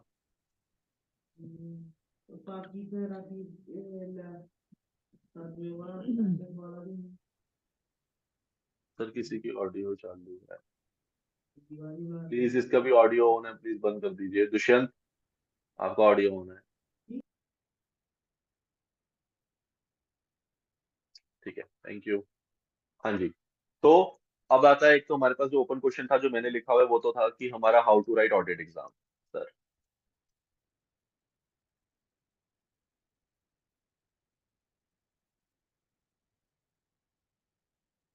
Sir ये वाला क्वेश्चन एक आता है जो पेपर में बहुत सारा होता है, उसके अंदर एक क्वेश्चन बहुत बच्चों का होता है, सर क्या हमारे को ऑडिटिंग लैंग्वेज लिखनी होती है? ये तो मतलब मुझसे बच्चे पूछ पूछ के ना कि सर बता दो, बस आप एक बार मुंह से बोल दो ना, उन्होंने मेरे से ना सुननी होती है बस ये क्वेश्चन पूछ के कि सर बोले नहीं और फिर हम ठीक हो जाएंगे। तो देखो आपको समझना पड़ेगा इधर ऑडिटिंग लैंग्वेज होती क्या है पहले तो। ठीक है, बहुत सारे बच्चे बोलते हैं क्या सर हमारे को पेपर लैंग्वेज बिल्कुल मॉड्यूल जैसे ही लिखना है, सेम टू सेम। ये भी मेरे को नहीं समझ आता कहाँ से लेके आते हो आप ये वाली चीज भी। ऐसा कुछ नहीं होता, ठीक है, कुछ भी नहीं होता ऐसा। पहले नंबर पे तो मैं आपको बहुत क्लियर कर दूं, ये दोनों वर्ड दोनों फ्रेजेज ही गलत हैं। सही फ्रेज बताता हूँ आपको क्या है पहले नंबर पे। देखो मैं आपको एक चीज बताऊंगा सिंपल सी। एक मैं वर्ड लिख रहा हूँ यहाँ पे, डिसाइडेड। एक मैं वर्ड लिख रहा हूँ यहाँ पे, कॉन्क्लूडेड। ठीक है, एक मैंने वर्ड लिखा डिसाइडेड, एक मैंने वर्ड लिखा कंक्लूडेड। अब मैं बोलता हूँ एज एन ऑडिटर मैंने डिसाइड किया कि मुझे यहाँ पे क्वालिफाइड ओपिनियन देना चाहिए। Simple, as per S 700। Simple, मैंने ये लाइन लिखी। और एक जगह पे मैंने लिखा कि एज पर एस 700 ऑडिटर ने कंक्लूड किया कि उसे क्वालिफाइड ओपिनियन देना चाहिए। ठीक है, बस ये डिफरेंस है। लो, पता नहीं कहाँ कहाँ से क्वेश्चन लाते हो, यहाँ से क्लियर कर लो अपने थॉट सारे। अब देखो सिंपल सी बात है, यहाँ नंबर मिलेंगे 0, यहाँ नंबर मिलेगा 1। बस ये डिफरेंस है ऑडिटिंग के पेपर में आपके पास। ऑडिटिंग की लैंग्वेज अडेप्ट नहीं करनी है। अगर आप अब एक मुझे एक बात बताना, कल आप लोग मुझसे मिलते हो, ठीक है, लेट्स से हम फेस टू फेस मिलते हैं, F2F सी आईसीआई में, चंडीगढ़। अब आप लोगों को पता है, कहीं ना कहीं आप लोगों को पता होगा यार ये हमारे सर हैं, ठीक है, ये सीए हैं, प्रोफेशनल हैं। वहां पे आपके पास मान लीजिए कोई और चेयरमैन सर मिल रहे हैं आपको, वहां कोई भी ले लीजिए XYZ पर्सन जो इंडिविजुअल। आपकी लैंग्वेज, आप जब उसे बात करने जाते हो तो आप कैसे कैसे बात करते हो? क्या वहां पे अपनी लैंग्वेज को बोलते के जाते हो, अरे नहीं यार अब तो मुझे ना फॉर्मल लैंग्वेज में जाना पड़ेगा? मतलब आप फॉर्मल लैंग्वेज अडेप्ट नहीं करते हो, आप अपने बोलने का अपने तरीका जो उसे बोलते हैं नजाकत, उसको थोड़ी सी बस क्या कर लेते हो, बदल लेते हो। ठीक है, वहां पे आप थोड़े से क्या हो जाते हो, सोच समझ के बोलते हो। पहले देखो दो चीज होते हैं, दोस्तों के साथ हम बात करते हैं, बाद में सोचते हैं, पहले बोलते हैं। ये तरीका होता है, उसे बोलते हैं इनफॉर्मल कम्युनिकेशन। दूसरा वाला होता है फॉर्मल कम्युनिकेशन। अगर आप मुझसे भी बोलते हो तो आप लिखोगे ना, कुछ भी बोलोगे, गुड इवनिंग सर बोलोगे, क्यों बोलते हो वो? क्योंकि ऐसा नहीं है कि वो फॉर्मल लैंग्वेज है, नहीं। आपको पता है कि आप किस लेवल पे कहाँ पे खड़े हैं, किससे बात कर रहे हैं, उस तरीके के दौरान आप अपने आप को क्या करते हैं, ढाल लेते हैं 2 मिनट के अंदर अंदर। बिना सो इवन ये भी नहीं सोचते कि मैं ढालना पड़ेगा। ढल जाते हो, क्यों ढल जाते हो? क्योंकि आपके माइंड में वो चीज ऑलरेडी पहले से होती है। इसीलिए जब आप मुझसे बात करते हो तो आप क्या करोगे, प्रोफेशनल लैंग्वेज में बात करोगे कहीं ना कहीं। सर की तरह सर लगाओगे कहीं ना कहीं। अगर पता है कि हाँ सर, अगर आपको पता है मैं टीचर हूँ तो टीचर की तरह रिस्पेक्ट करोगे। अगर पता है कि हाँ सीए है तो सीए की तरह सोचोगे। लेकिन जब भी आप ये वाली चीज घर पे जाते हो, छोटे भाई बहन घर पे किसी से ही बात करते हो, तो आप इसको यूज नहीं करते हो। इसका मतलब ये नहीं है कि वहां पे आपके नंबर कटेंगे, ऑडिटिंग लैंग्वेज नहीं है, यही चीज आपको बस यहाँ करनी है। जब आप पढ़ रहे होते हो तो पढ़ते हुए जैसे मर्जी पढ़ो यार, आप वो इनफॉर्मल है, आपकी बुक आपकी अपनी है, आप जैसे मर्जी पढ़िए उसको, जैसे मर्जी समझिए, आपकी मर्जी। लेकिन जिस टाइम पे आप पेपर में चले गए, उस टाइम पे आप चार्टर्ड अकाउंटेंट के पास गए हैं उसको पेपर देने अपना ऑडिट का, तो समझिए वो सीए है। जब वो सीए है इसका मतलब वो वही है जो मैं हूं यहाँ पे।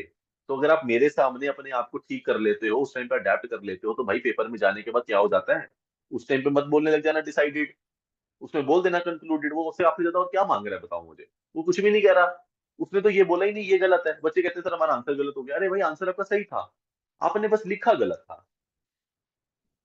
This is the only difference in audit. ठीक है, पहले नंबर पे बिल्कुल क्लियर है, आपको अपने वर्ड्स को ऑडिट फ्रेजेस के अंदर लाना पड़ेगा, बस इतना सा काम करना है। और उसका सबसे सिंपल तरीका होता है, आपस में एक दूसरे से जब भी आपको आपका कोई फ्रेंड हो जिसके साथ ऑडिट पढ़ रहे हो, please 10-15 minute starting of the subject audit language में बात किया करो। क्या तेरा रिस्क असेसमेंट प्रोसीजर क्या था, आज तूने कहाँ कहाँ पे इंक्वायरी ऑब्जर्वेशन करी, just this is normal communication. यार मैं पता नहीं कितनी करता हूँ, मैं तो अपने बच्चों को एग्जांपल देता हूँ इंटर वाले बैच में, मैं तो करता ही नहीं नॉर्मल बात उनसे।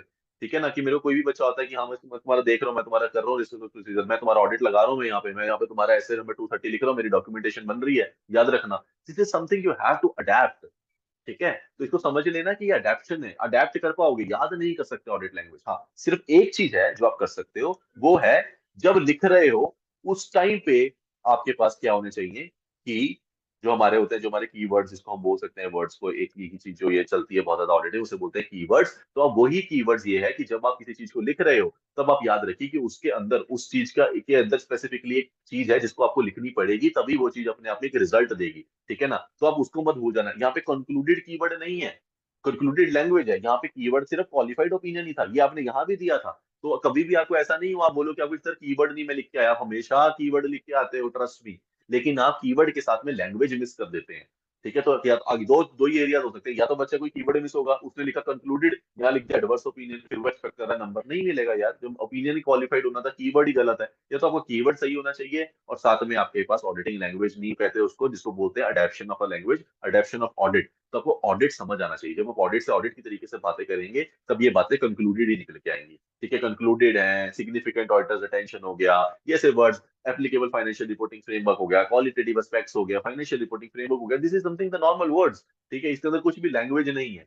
ठीक है, बाकी सारा सेंटेंस आपने वैसा का वैसा ही बनाना है जैसा आप नॉर्मली बात करते हैं। जब आप मेरे से मिलने आते हैं, sir how was your day, आप बोलते बिल्कुल नॉर्मली है। ठीक है, सर ही आपने लगाया, हाउ वाज योर डे आप किसी से भी पूछ सकते हैं। इसलिए जो नॉर्मल वाले वर्ड्स हैं वो कभी भी चेंज नहीं होते, वो वैसे की वैसे ही रहेंगे। इसलिए ऑडिटिंग लैंग्वेज का मतलब ये नहीं है सेम टू सेम लिखना, no not at all. Auditing language को अडेप्ट करिए, कंक्लूडेड ऐसे वर्ड्स को इस्तेमाल करना शुरू करिए जो ऑडिटिंग से जुड़े हुए वर्ड्स हैं, बस इतना सा आपसे वो क्या मांगता है, पेपर मांगता है। बाकी अगर आपने यही गलत लिखना है तो आप कुछ भी लिखाइए। ठीक है, फिर आप चाहे इस लैंग्वेज को लिखिए चाहे इस लैंग्वेज को लिखिए, अगर आपने यही गलत लिखना है कीवर्ड तो कुछ भी नहीं मिलने वाला। तो पहली प्रेफरेंस। तो सर फिर क्या इसका मतलब क्या है, इसका मतलब सिंपल है कि फर्स्ट प्रेफरेंस आप हमेशा अभी भी किस पे रखेंगे, कीवर्ड्स पे ही रखेंगे।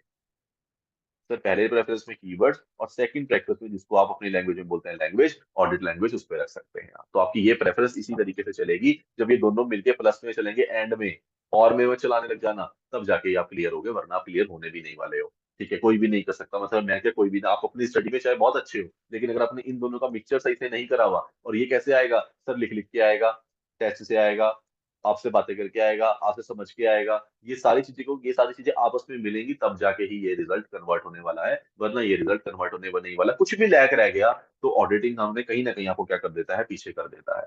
ठीक है, तो हमें ऑडिट में पीछे नहीं रहना है, ऑडिट को वैसा ही मुझे मेरे को मेरा एक सिंपल एक मकसद है, मुझे ऑडिट को वैसे ही बनाना है जैसे लोग अकाउंट्स को मानते हैं। ठीक है, बंदा कहता है यार अकाउंट्स में कर लूंगा, और मुझे चाहिए बच्चे कल से बोले यार ऑडिट में कर लूंगा, तो प्रैक्टिकल की बात करिए, छोड़, ये तो मैं देख लूंगा, ऑडिट तो मैं कर लूंगा, मेरे को आता है, मुझे पता है कैसे करना है। This is something which I need to have that much confidence in students. ठीक है, तो बस इतने से मोटिव के लिए मैं क्लासेस दे रहा हूँ। जिस दिन मुझे लगा ऐसा होने लग गया है, trust me I leave the coaching also, क्योंकि मेरा एम है वो मेरा सिर्फ इतना सा एम है। ठीक है, उसके लिए मुझे पढ़ाना पसंद है, मैं इसलिए पढ़ाता हूँ, बाकी मेरे को कोई और मोटिव नहीं नजर आता है पढ़ाने में। ठीक है, तो मॉनिटरी तो बहुत ही पीछे की बात है।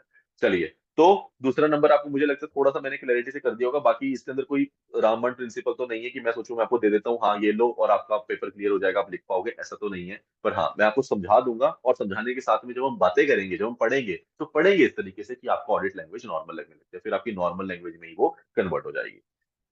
ठीक है, ये दो क्वेश्चन कवर करता है, पहला how to write audit exam, दूसरा where we lose marks in audit. तो ये भी हमने कवर कर लिया कहीं ना कहीं कि हमारे मार्क्स खत्म होते हैं तो होते कहाँ पे हैं।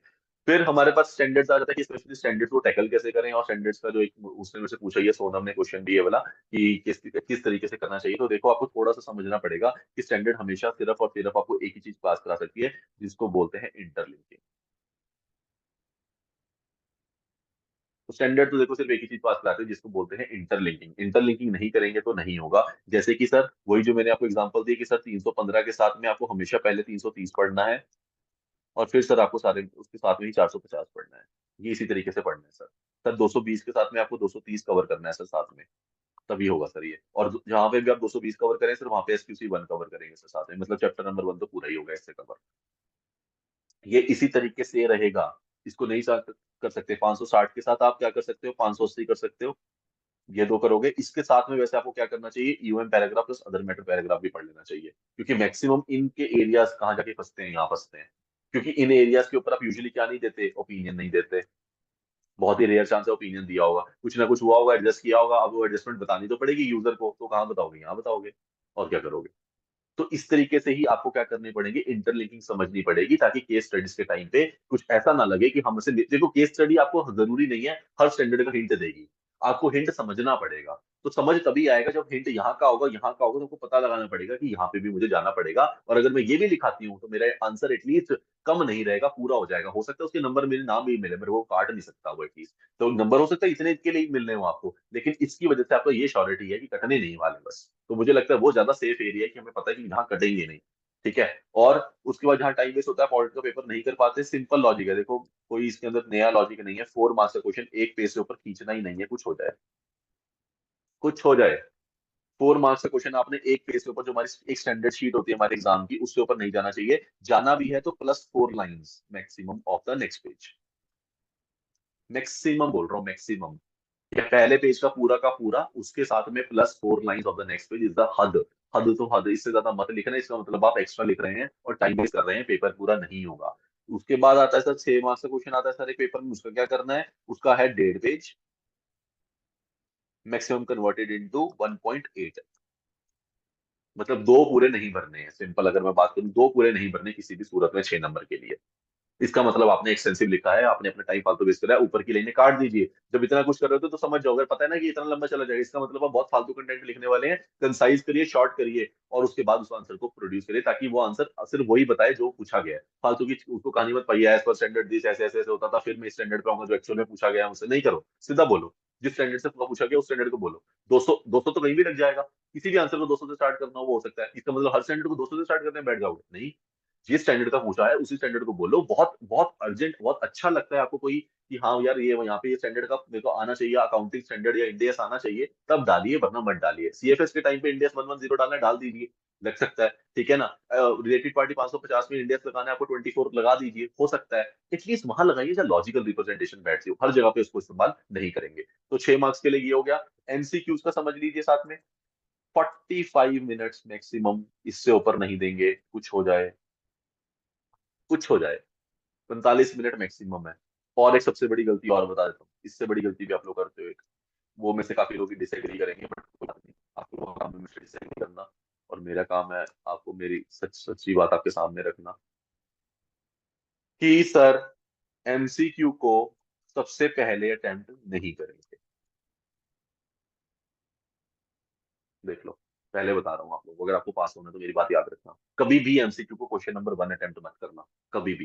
कैसे अटेम्प्ट करना सर, क्वेश्चन पेपर कैसा होता है, 1 कंपल्सरी, फिर 2, फिर 3, फिर 4, फिर 5, और फिर 6 प्लस MCQ, है ना। ऐसा पेपर होता है। 14 14 नंबर के क्वेश्चन, 6 में से आपको 5 करने हैं, 70 नंबर, 30 नंबर का ये। ठीक है। सर अब क्या करना है, अब आपने इसके अंदर से आंखें फिरानी है। जो पहले 15 मिनट में आपको कहानी मिलेगी, उसके बाद भी आपको पता होगा आपको क्या आता है क्या नहीं आता, घूम फिर के आप क्या डिसाइड करोगे, मुझे ये अच्छे से आता है और मुझे ये अच्छे से आता है। कुछ ऐसा सा सिनेरियो बनेगा पेपर के अंदर। ये दो क्वेश्चन तो अच्छे से आते हैं, मतलब इसका तो मतलब मुझे 6 4 4 तीनों आते हैं, इसके भी मुझे कहीं ना कहीं 6 4 4 तीनों आते हैं। ये थोड़ा कम आता है, बट ठीक है, मतलब अगर मैं करना चाहूंगा तो ये मैं पहले अटेम्प्ट करूंगा। फिर आप बोलोगे कि यार ये वाला ना मतलब मुझे पहला तो पक्के से आता है, ये दोनों थोड़े थोड़े कम आते हैं, ठीक है, इसमें से मुझे सिर्फ पहला नहीं आता बिल्कुल भी, फिर चार चार नंबर वाले दोनों आते हैं, तो ठीक है चल, तो 8 नंबर तो आते हैं कंपलसरी में से। इस तरीके से पेपर का कुछ सिनेरियो सेट होता है, ठीक है। आप लोगों के साथ भी हुआ होगा, जिसके साथ नहीं हो, जो पहली बार दे रहा है उसके साथ ऐसा होगा, सुन लो पहले ही, ठीक है। अब आप क्या करने वाले हैं, सबसे पहले इन 14 मार्क्स को लिखिए पेपर के अंदर, आपका बनेगा क्वेश्चन नंबर, आंसर नंबर 1 ये। पहला क्वेश्चन हमेशा टाइम लेता है थोड़ा ज्यादा, जिसे बोला जाता है, क्योंकि आप थोड़ा धीरे धीरे लिखते हैं, थोड़ा सजा के लिखने की कोशिश करते हैं, थोड़ा ट्राई करते हैं उसको और बेटर रिजल्ट देने की। तो ये ना करते करते भी एक्सपेक्टेड 30 मिनट का टाइम अगर होता है हमारे पास, तो ये ना करते करते भी 38 मिनट के आसपास आपका चला जाता है। मैं आपको बिल्कुल लाइव बता रहा हूँ, बिल्कुल प्रैक्टिकल एक्सपीरियंस है, ठीक है। अराउंड 40 मिनट्स का तुम इसको खींच दोगे, कुछ भी कर लो, इसे आप कम नहीं कर पाओगे, इन केस आपको आता ही नहीं है एक आंसर तो। अदरवाइज अगर आपको तीनों पार्ट्स आते हैं तो डेफिनेटली आपके 30 मिनट से ऊपर आपके लग जाएंगे, जो मर्जी आप कर लेना, आप इसे कम में नहीं कर पाओगे।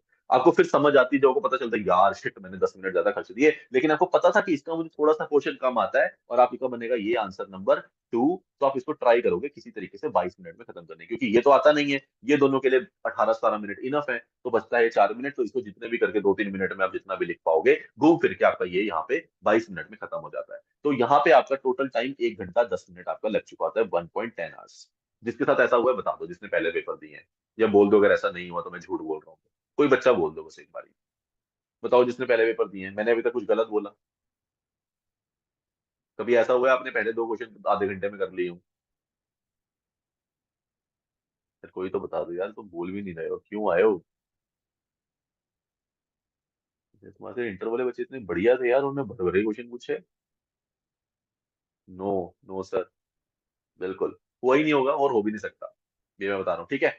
तो अब आप समझिए, ये सिनेरियो ऐसा ही रहेगा, इसे कोई नहीं बदल सकता, मैं आप कोई नहीं, ठीक है, ऐसा ही रहेगा पहले नंबर पे। अब ट्राई भी कर लेंगे ना पहले 30 मिनट में करने के लिए, तो कहीं ना कहीं आप फिर भी इतना टाइम आप लगा देंगे, मैक्सिमम इसे 10 मिनट सेव कर लेंगे, तो हद तो तब 1 घंटे में कर लेंगे, अक्सर कुछ नहीं होगा।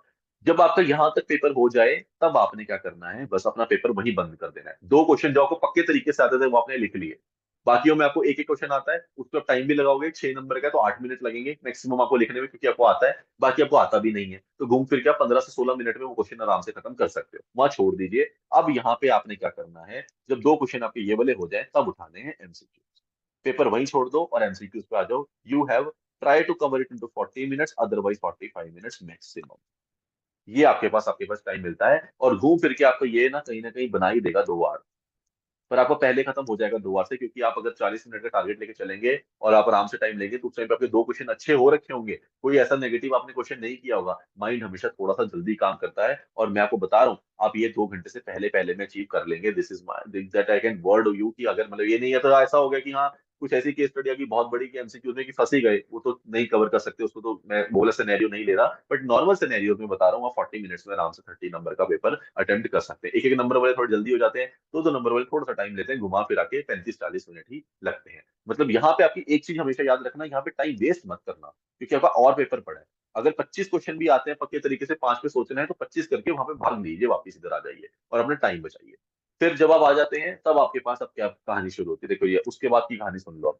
सर उसके बाद हमारा ये पूरा क्वेश्चन पड़ा है, या तो मतलब इनमें से मान लो हमने ये काटना है, चलो ये काट देते हैं, हमने ये नहीं करना था, चलिए जी। फिर हमारे पास एक ये पड़ा है, और कौन सा पड़ा है, एक ये पड़ा है, और एक ये वाला पड़ा है। इस तरीके से हमारा कहीं ना कहीं पेपर अभी पड़ा होगा, और 2 घंटे, या तो 2 घंटे होने वाले होंगे, 7-8-10 मिनट रह गए होंगे, या 2 घंटे होने को होंगे, 1-2 मिनट रह गए होंगे, पर 2 घंटे से ऊपर तो हम किसी भी सूरत में नहीं जा सकते, जो तक अभी तक मैंने आपको टाइम फ्रेम बना के दिया है उस वाले में। यहाँ तक हम पहुंच चुके हैं।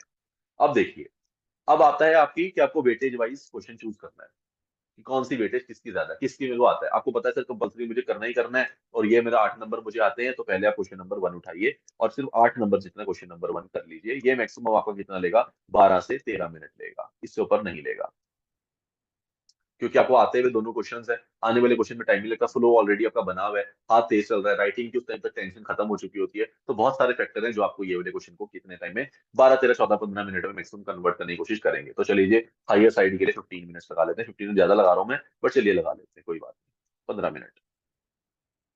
फिर क्वेश्चन नंबर 3, और कौन सा बचा था, क्वेश्चन नंबर 4, दो बचे थे हमारे और, इसमें से भी 6 या 4 का आता है, इसमें से भी 6 या 4 का आता है, हाइयर साइड लगा लेते हैं।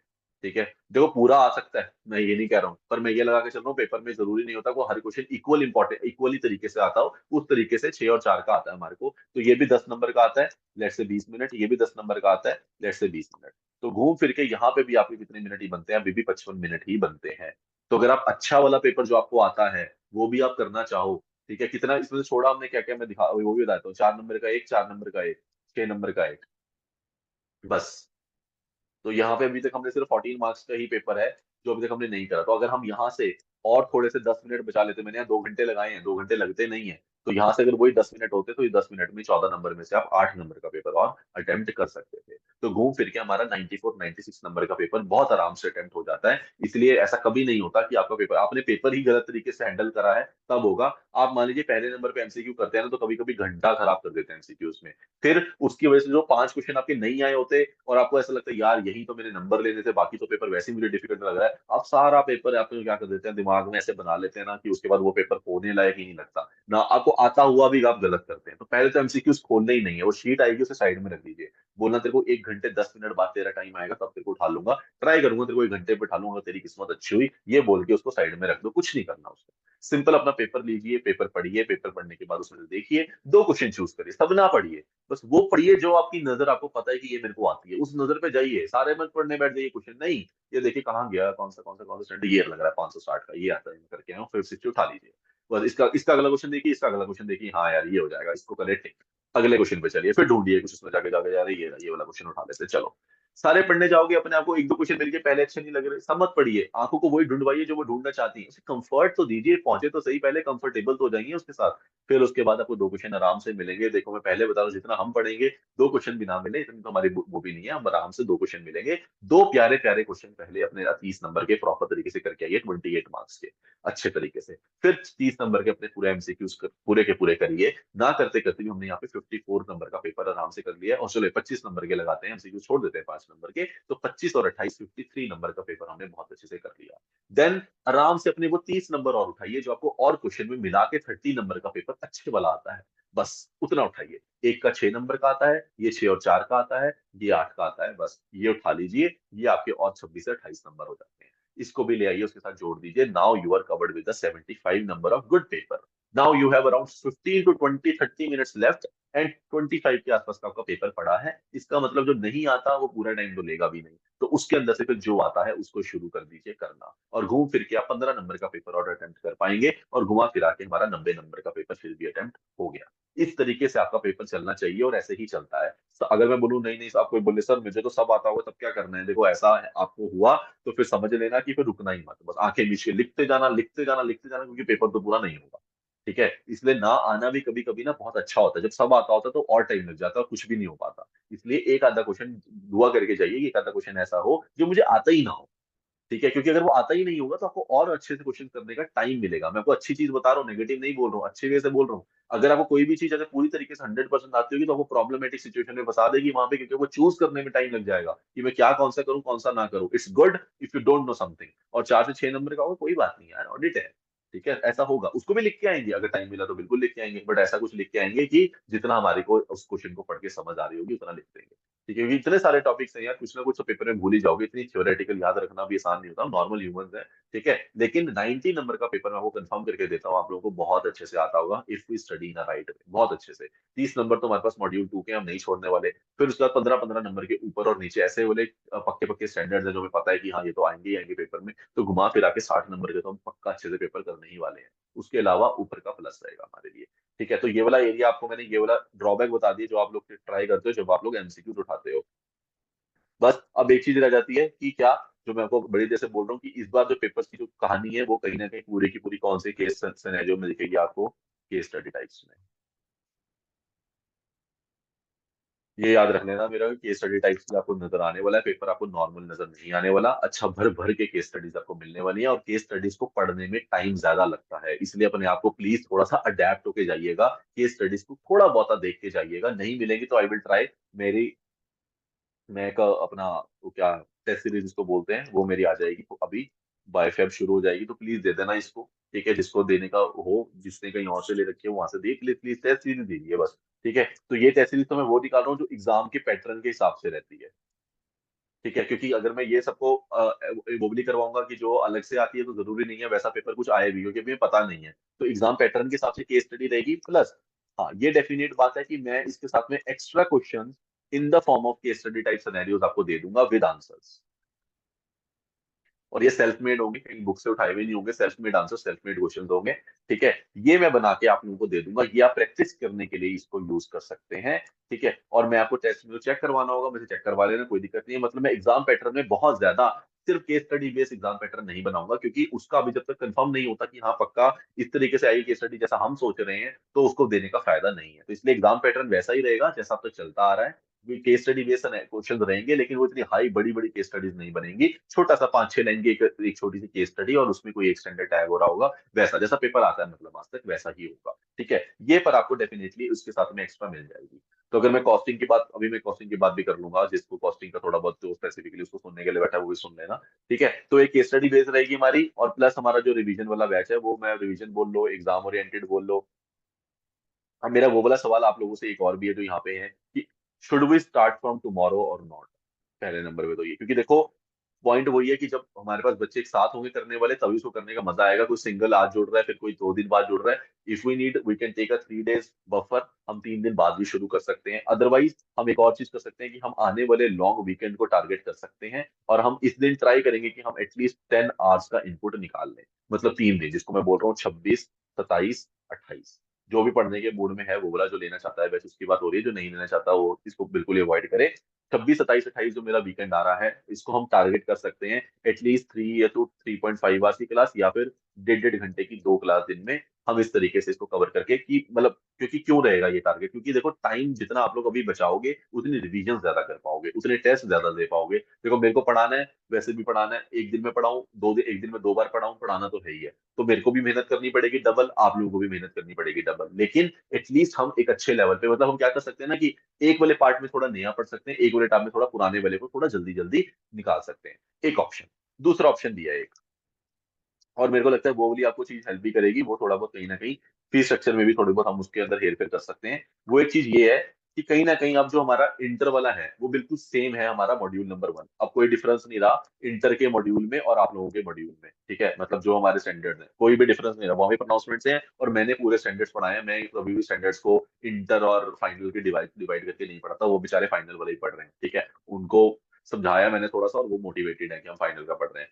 तो हम ऐसा कर सकते हैं कि आप उन वाली रिकॉर्डेड वीडियोस को, क्योंकि वो अभी अभी की है, रिसेंटली मेरा बैच चल ही रहा है, मतलब दिसंबर से शुरू हुआ है, फरवरी से जनवरी में रिकॉर्ड हुई है, उन रिकॉर्डेड वीडियोस को आप यूज कर सकते हो, ताकि आप लोग अपने तरीके से एक क्लास लगाते चलिए जब भी आपको दिन में टाइम मिले, और नए टॉपिक्स को हम पहले कवर करते जाते हैं। जैसे ही हमारे नए टॉपिक कवर हो जाएंगे हम रिकॉर्डेड वाले पार्ट को उधर से कम कर देंगे, और हमारा नॉर्मल वाला पार्ट क्या हो जाएगा, शुरू हो जाएगा। एटलीस्ट रिकॉर्डिंग वाले पार्ट से आप अपना मॉड्यूल नंबर 1 कवर कर सकते हैं, क्योंकि मॉड्यूल नंबर 1 में मेरी SS 700 की सीरीज ऑडिट रिपोर्ट बिल्कुल सेम है, उसमें मुझे कुछ आपको नया नहीं पढ़ाना, आप बिल्कुल वो सीरीज करेंगे आपका कवर हो जाएगा। 300 की सीरीज बिल्कुल सेम है, 500 की सीरीज बिल्कुल सेम है, 580-60 वाला audit review completion and review वाला चैप्टर बिल्कुल सेम है, सब कुछ नाम भी सेम है।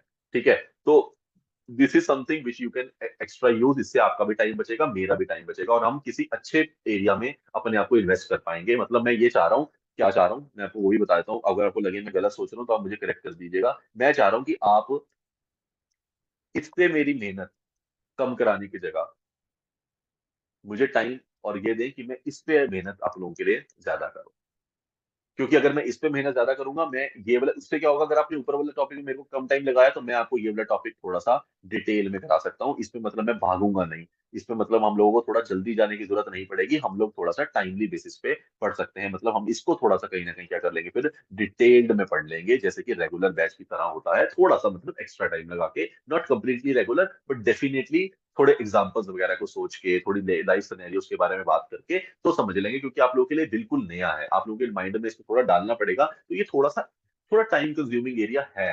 ठीक है, मैं इसलिए बोल रहा हूँ टाइम कंज्यूमिंग नहीं है क्योंकि इसके अंदर ज्यादा मेहनत नहीं है, लेकिन इसलिए टाइम कंज्यूमिंग होना पड़ेगा क्योंकि पहले समझना तो पड़ेगा ना कि वो क्यों है, ये स्टैंडर्ड यहाँ एग्जिस्ट क्यों करता है। इसलिए पहला वाला जो पूरा का पूरा ऊपर है, इसमें ऐसा कुछ भी नहीं है जो वहां पे एग्जिस्ट ना करता हो। 220 से लेके हमारा पूरा 700 तक की पूरी सीरीज वहां पे भी कवर हो रखी है।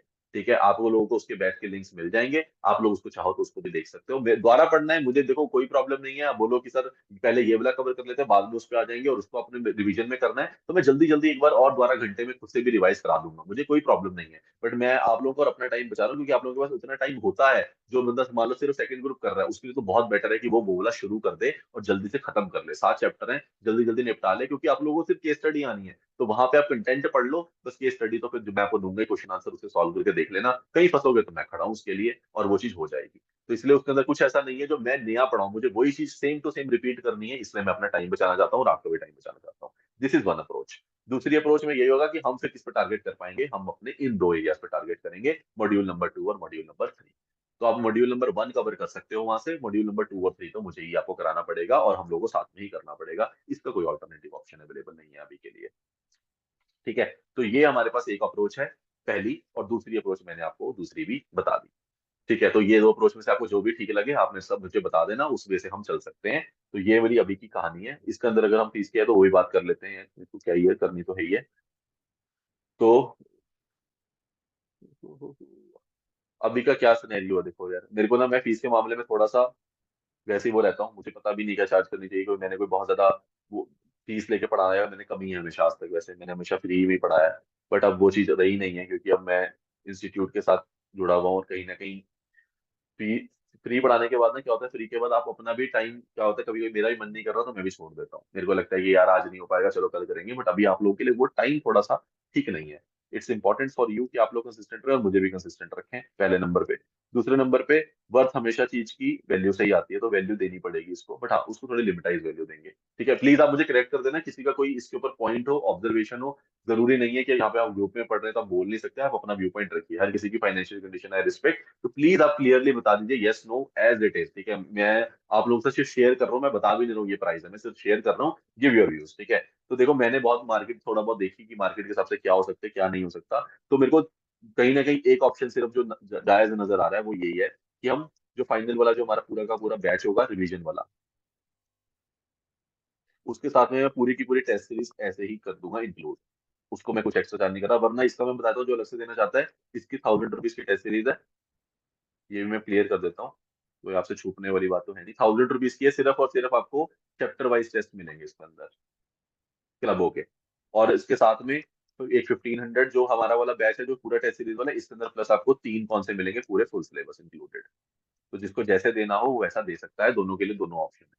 ठीक है, जिसको यहाँ पे डाउट हो मुझे बता देना। 1000 रुपीज की टेस्ट सीरीज है, पूरे चैप्टर वाइज टेस्ट होंगे, जो जो क्लब हो सकता है वो उसे क्लब करके मिलेगा टेस्ट, जो अकेला ही बहुत बड़ा टॉपिक होगा उसका अकेला टेस्ट मिलेगा आप लोगों को। क्लियर? ठीक है, जितने भी नंबर ऑफ चैप्टर्स है मान लीजिए तो क्लब करके 10 टेस्ट के आसपास में फोल्ड कर दिया जाएगा कि 10 टेस्ट तक हो, इससे ज्यादा नहीं हो पाएंगे, तो 10 टेस्ट विल बी इनफ। ठीक है, और दूसरा 15 में इसके साथ में आपके तीन आपके क्या हो जाएंगे, फुल फुल सिलेबस टेस्ट होते हैं 100 मार्क्स के, इंक्लूडिंग एमसीक्यू 30 मार्क्स के, वो सारा टेस्ट आपको मिल जाएगा। तो this will be the whole scenario, maximum amount up to 1500 rupees. जिसने सिर्फ टेस्ट सीरीज देनी है वो इसको ले सकता है वेन एवर दे वांट। ये शुरू हो जाएगी अराउंड 14 और 15 ऑफ फेब के आसपास से। चेकिंग भी इंक्लूडेड होगी, बिल्कुल बिल्कुल यार, मतलब मैं आप लोगों के लिए बैठा हूँ, चेकिंग इंक्लूडेड है। मैं खुद चेक करके दूंगा आपको, कोई और चेक नहीं करेगा, मैं अपने आप, और मैं ऐसे नंबर काटूंगा ना तुम्हारे ताकि तुम्हारे को रियलिटी पिच करा दूं मैं। और वो होगा दूसरे नंबर पे, 30 मिनट्स के लिए मैं हर किसी बच्चे के साथ एक पर्सनल सेशन रखूंगा। जब वो टेस्ट मेरे कंप्लीट हो जाते हैं और हम उस टाइम पे एक बारी आपकी एक्चुअली में होने वाली सारी गलतियां एक बारी में प्रॉपरली क्या कर लेंगे, डिस्कस कर लेंगे कि कहाँ कहाँ पे आपकी लैकिंग है। मतलब मैं आपको ये बता दूंगा कि मुझे कौन से आपके एरियाज लगते हैं जहाँ पे आपको मुझे लगता है इंप्रूवमेंट करने की जरूरत है।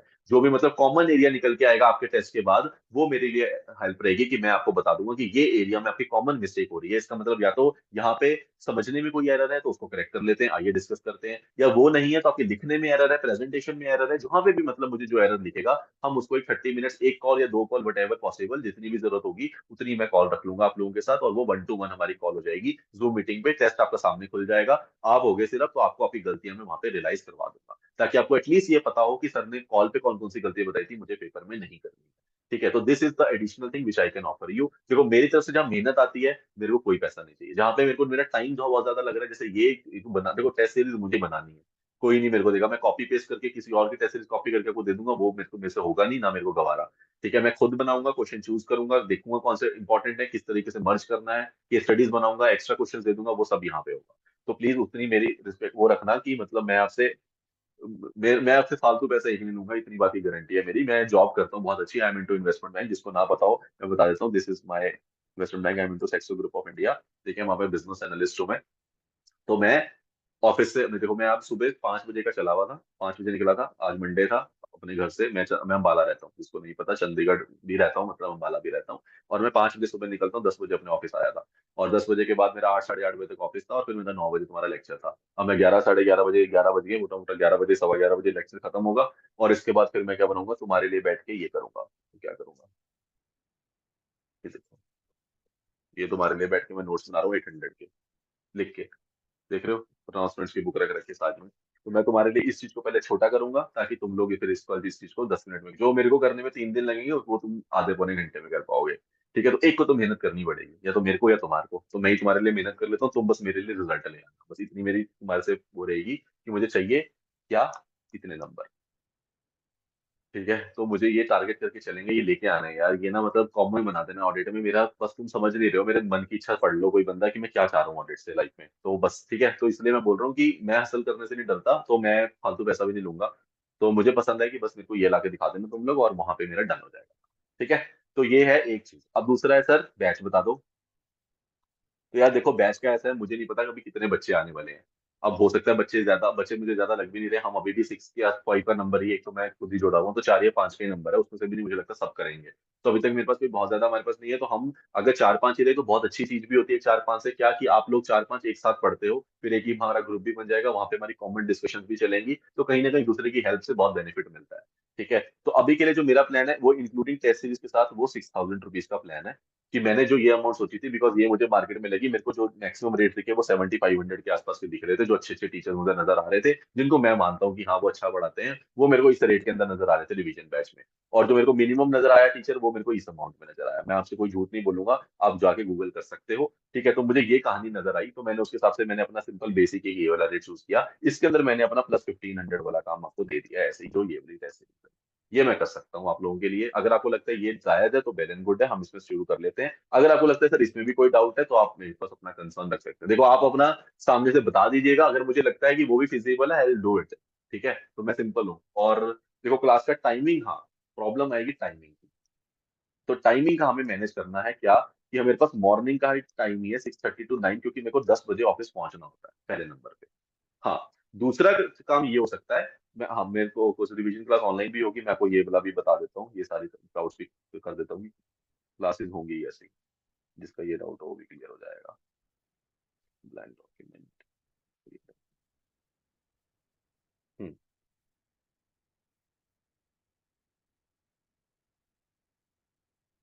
चलिए, तो क्लासेस होंगी कैसी, अब ये भी समझ लो।